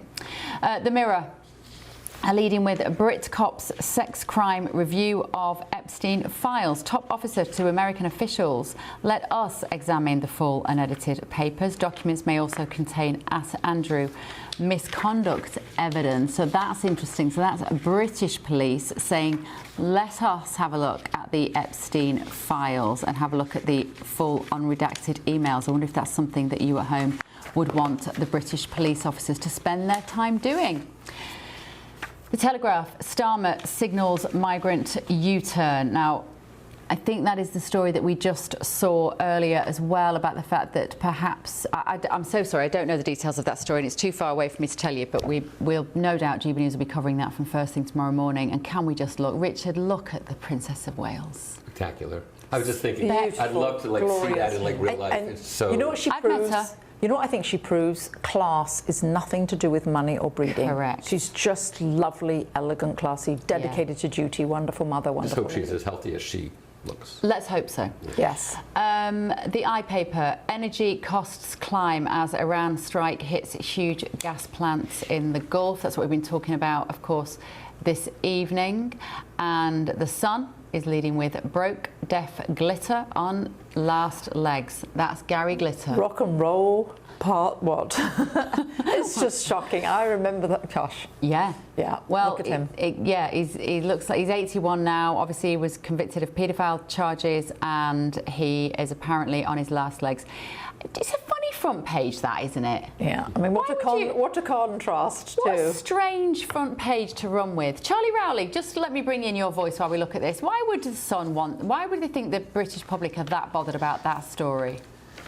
Do you know what? It's a brilliant question, Bev, and I can only imagine it might just be on the back of their similar front pages over the last few days, where we saw Ian Huntley, obviously, you know, Yes. beaten to death, or we understand, obviously died in prison at the hands of another inmate. And then there was the report of another inmate recently, someone that appeared in a British TV, not soap opera as such, but it was it London's John Burning? Alford. That's it, London's Burning. Yeah, John Alford. So they've run a successive of front pages of people that have been in the public eye that are clearly in jail or on their last legs or are dying or being beaten up or whatever. So I think it's just it could just be a continuation of that, I suppose. But you're right, it is the only one that is that jumps out compared to either energy bills, Iran, or Starmer doing potentially another U-turn when it comes to migrants. Yeah, and go on, Marie. could it be saying, look, here's a pedophile that was convicted and is in prison? Because what about other people that have done that? Well, all three to of them. All three of them were in prison for paedophilia, actually. They're and alluding murder, to there's of certain other people that aren't in prison yet for doing the same thing. Could be. Front page of the Times, British military to help US form plan to reopen the Strait. So this is obviously on the back of what we've been discussing as well this evening. British military to help the US form a plan. This has been rumbling away for a few days, this story, that it's going to be the UK coming up with a plan. I was alluding last night to the idea that one of the reasons why they may not be cooperating with Trump, some of the European leaders, particularly Starmer and perhaps Macron, is because they want to take credit. If they do manage to keep the Strait open, they don't want President Trump to take credit for that. They want to say, look at us, we did it without you. The Daily Mail. Iran wages full-scale economic war on the West, they say. Fears of $200 a barrel oil as Tehran targets Saudi and Qatar. Of course, that is what Donald Trump has been trying to take out the flames of that particular issue, if you'll forgive the deliberate pun. But I'm interested in why are so many women Why are so many middle-aged women repulsed by husbands they once adored? That's the top of the Daily Mail. Snoring? Oh, I think we know the answer to that. They get lazy. The men, that is, not the women. No offence, Richard. They want a nurse and a purse. Actually, it is offensive, I realise that. A lot of you think you want a nurse and a purse. What do you mean? They want you to make the money and they want you to take care of them. The men do? Yeah. They want a nurse and a purse. I've not heard that one before. Well, I think so many women get repulsed by their husbands because they just lose the connection. The men give up. Everyone stops making an effort, don't they? That's Go and play golf. That's what I do. Nobody, you know, listen, marriage is the hardest thing we do. It is the hardest thing any of us ever do. And particularly if you've got to middle age and you've managed to stay married, it is difficult to stop yourself from being repulsed by your husband. Shall we talk, Charlie, there's two stories I want to talk about. I want to talk about the migration U-turn because you might have a better understanding of that than we do from over here. And I want to talk about this new potential head of the BBC because it didn't surprise me when I saw the name because he's a mate, I know him. But let's talk about the migration one first of all. Charlie, what do we know about that story that's on the front page of the papers here? Yes, so this is a potential another U-turn by Number 10 Downing Street, who have already announced plans to be tougher on migrants. So if you come to the UK, what the Home Secretary, the new Home Secretary, Shabana Mahmood, announced was that there was a doubling of the time from 5 to 10 years before where you can apply for leave to remain and then be able to have citizenship granted. It's also plans that she announced where if you come into the country as a refugee, you have a limited period, I think it's of about 18 months, and then you have to reapply or you have to be sent back home. These are tough measures that were announced by the Labour government. You guessed it, that former leadership challenger, or still leadership challenger, Angela Rayner, former Deputy Prime Minister, gave a speech only yesterday, I think it was, or 2 days ago, depending on the time difference that we're talking about, where she has now said that those proposals are fundamentally un-British and that they need to be watered down. Andy Burnham, Labour Mayor of Greater Manchester, also someone that I think always has an eye on the leadership of the Labour Party, weighed in to say that Angela should be listened to. So there is now another row, basically within the Labour Party, on the backbenches as to whether the Prime Minister and his Home Secretary's proposals to be tough on immigration are going to be watered down. Now, if they are, that would just be another U-turn by this Labour government on a particular policy that many people in the UK support. You know, being tough on immigration, both legal and particularly illegal immigration, is a number one issue that comes up at the doorsteps time and time again. And so we've now, going into local elections on the 7th of May, we're going to be faced with this ongoing commentary about a Labour internal leadership battle. Yeah. OK, what do you make of that, Hilary? Well, the thing I think is, look, if you look at all the amount of U-turns that have been made, I wish that he'd make a U-turn and say, I'm not going to prevaricate about these migrant boats anymore. We're just going to stop 100%. Do what we've done in the US with the US southern border. Just stop them all. This, I mean, I've said from the very beginning, this is an invasion. We would never have said to the Nazis, oh, by the way, we'll give you free housing for 6 months. We'll give you free food for 6 months and a cell phone. I don't understand why everybody is being let in because they're not seeking asylum. From what? There aren't any rabid wars going on in Africa. They're making it all the way across the continent. They could reside in the first safe country. They're not. They want to go to the UK because of the proliferation of benefits. And you look at other countries that have put their foot down, like Hungary, which we touched on earlier with Orbán. It could be stopped tomorrow. And I think Sir Keir Starmer should do a U-turn that he's brilliant at doing and saying, I'm not going to prevaricate anymore. Right, as of tomorrow, 100% zero tolerance. No one is coming into the UK. Richard, is that realistic? What she said. I mean, look, no, I agree with Hillary. People advised Joe Biden years before he dropped out in 2024 that he desperately needed to do something about the southern border, and he refused for reasons that we could talk about. And Kamala Harris paid the price for that, as did Joe Biden. So, better late than never, I would say, for Keir Starmer, if he's serious about it. It's a problem objectively, forget the politics, and certainly politically, it's an even bigger problem. So if he's going to do it, he should do it and stick to his guns. Yeah, okay. Thanks, guys. Let's move on to this story then about the new potential Director General of the BBC that I've seen his name for the first time this evening looking at the newspapers. It did not surprise me that this job is going to Matt Britton. Now, I've known Matt for a very long time. Let me tell you how. So Matt Britton is a Google executive, former Google executive, there he is, and he's expected to be named as the BBC's next Director General, taking over from Sir Tim Davie, apologies. The decision is going to be discussed at a regular BBC board meeting on Thursday. Now, Matt led Google in Europe, the Middle East, Africa for a decade until he stepped down last year. He was a member of the Olympic rowing team, as many of you might know. My ex-husband was also a member of the Olympic rowing team. So Matt still rows. He rows in these veteran teams with my ex-husband. And let me tell you what I think about him. He's very smart.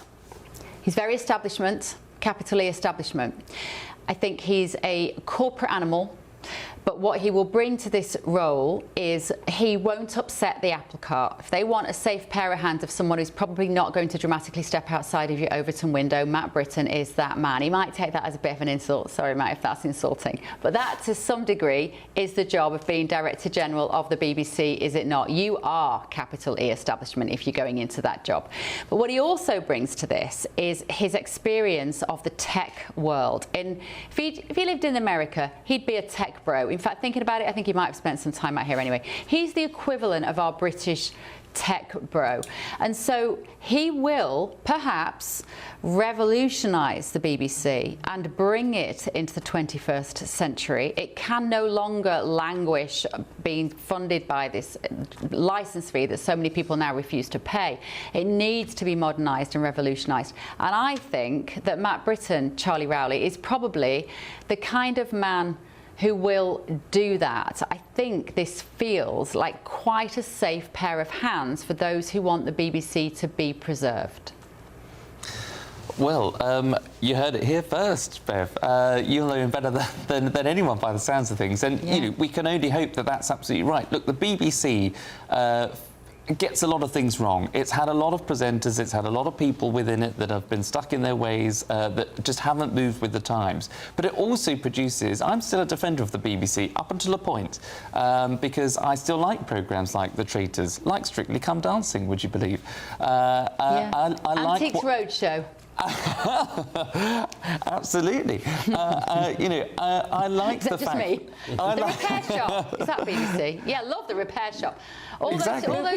Blue Peter's not on anymore, Hillary. but I also like the fact that it's the only organisation that can really fund things like regional radio and regional news, which is actually quite straight-laced and very important to local communities. So it should be able to protect all the good bits, and it should promote all the good bits, which is why people pay the licence fee. But it should also just strip out all of the fat, strip out all of the waste, and get back to the basics of informing the public, entertaining the public through those programmes that I just talked about, but also education. So it's educational programmes that you should see through BBC Bite Size for young kids if they need additional lessons through the TV, what the BBC offers. But when no other commercial station would do that, it doesn't make money. So there is a a gap in the market for the BBC if it's run correctly, but it also needs to get, as I say, strip out all of the waste, and if it does need to find revenue streams by moving with the times, by making sure that it has good content when it comes to documentaries, for example, it needs to make sure that actually it could be part subscription but part state funded, but making sure that it is a broadcaster essentially that reports on the facts, that represents all of us, doesn't get caught up in the wokery that we've seen in some of the past, and can be deliverable on its own and have its USP in that sense, and that's how it will be sustainable for the future. I tell you what's the most shocking part about his appointment, Hillary, though, is the fact that he's a white man. Well, yes, that is shocking. Actually, I think he's got a lovely last name. I'd love to marry a man with that last name. Called Mr. Britain. Yeah, it lends itself to being BBC Director General, doesn't it? I love that last name. But in terms of the Brit-bashing corporation, a couple of things here. I will say this, and you know, with him being at Google, I always say that Google, people think they're looking something up. Actually, what it is left-wing propaganda. I'll never forget, when I was covering, you know, growing up, I always thought of the BBC as the bastion of broadcast news and believable and balanced news. However, I'll never forget that when I was covering Brexit, it doesn't matter what you Googled, every single thing that comes up, you'll never actually, I've never seen GBNews come up when you Google anything. You certainly don't get Newsmax in the US. You certainly don't get Fox Business News. Unfortunately, the BBC has become further and further and further left. And I'll tell you when I knew this definitely. I was in the UK summer of 16, before the election, when President Trump was elected the first time. And the BBC was at the Republican convention. And then I still thought of the BBC, as I say, the bastion of solid basic basic news. Yeah. They were at the Republican convention, and I'll never forget, they interviewed 3 people that were totally against Trump. I don't know how they found them, with thousands of people waving Trump banners in the background. And I thought to myself at the time, gosh, this is so wonderful. The BBC is so balanced.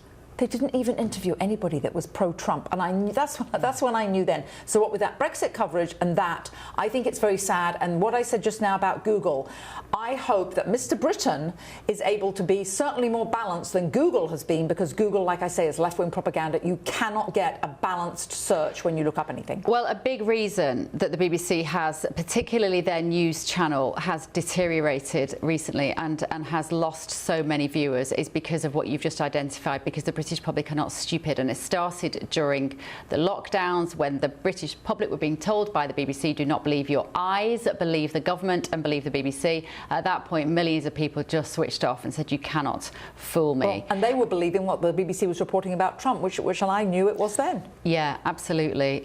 Do we need to save the BBC, Richard, in your opinion, as an American? How do you view it?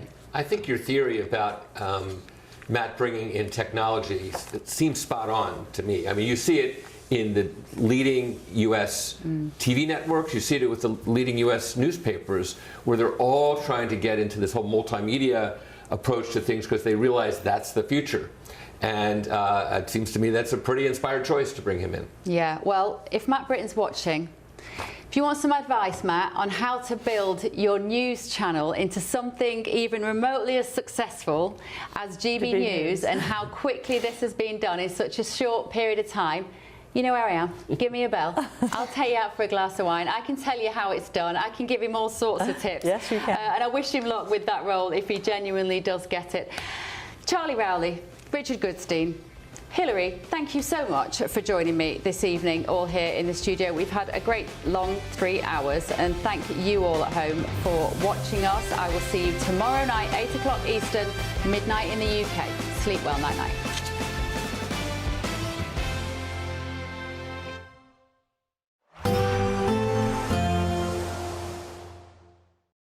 Today, clouds overhead, total zen within.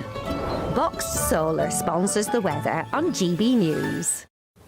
Hello, a very good morning to you. Welcome to the latest update from the Met Office for GB News. Following yesterday being the warmest day of the year so far for the UK, today's another sunny one, feeling warm once again, although not for everyone. There is some stubborn cloud remaining across the central and southeastern part of Scotland, the far northeast of England. It's more or less going to stay in the same place through the day with a cool North Sea breeze and some spots of rain. But for the northwest of Scotland, Northern Ireland, sunnier skies compared with recent days, and another blue skies day for the southern half of the UK.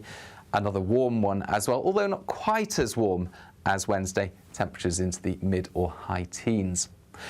Now, heading into the evening, we've still got that cloud cover across eastern and central parts of Scotland. Still some spots of rain, nothing significant, but a damp feel and a cool feel nevertheless. Western Scotland, bright skies as we go into the evening, and Northern Ireland also seeing some late sunshine. Across many parts of England and Wales, meanwhile, clear spells. And under those clear skies, despite the warmth of the day, it will soon turn colder overnight.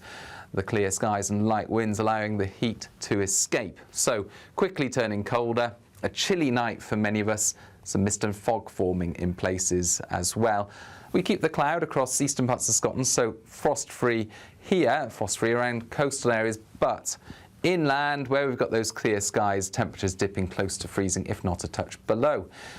However, once again, the strong sunshine will get to work through the morning, lifting any mist and fog and allowing temperatures to rise quickly.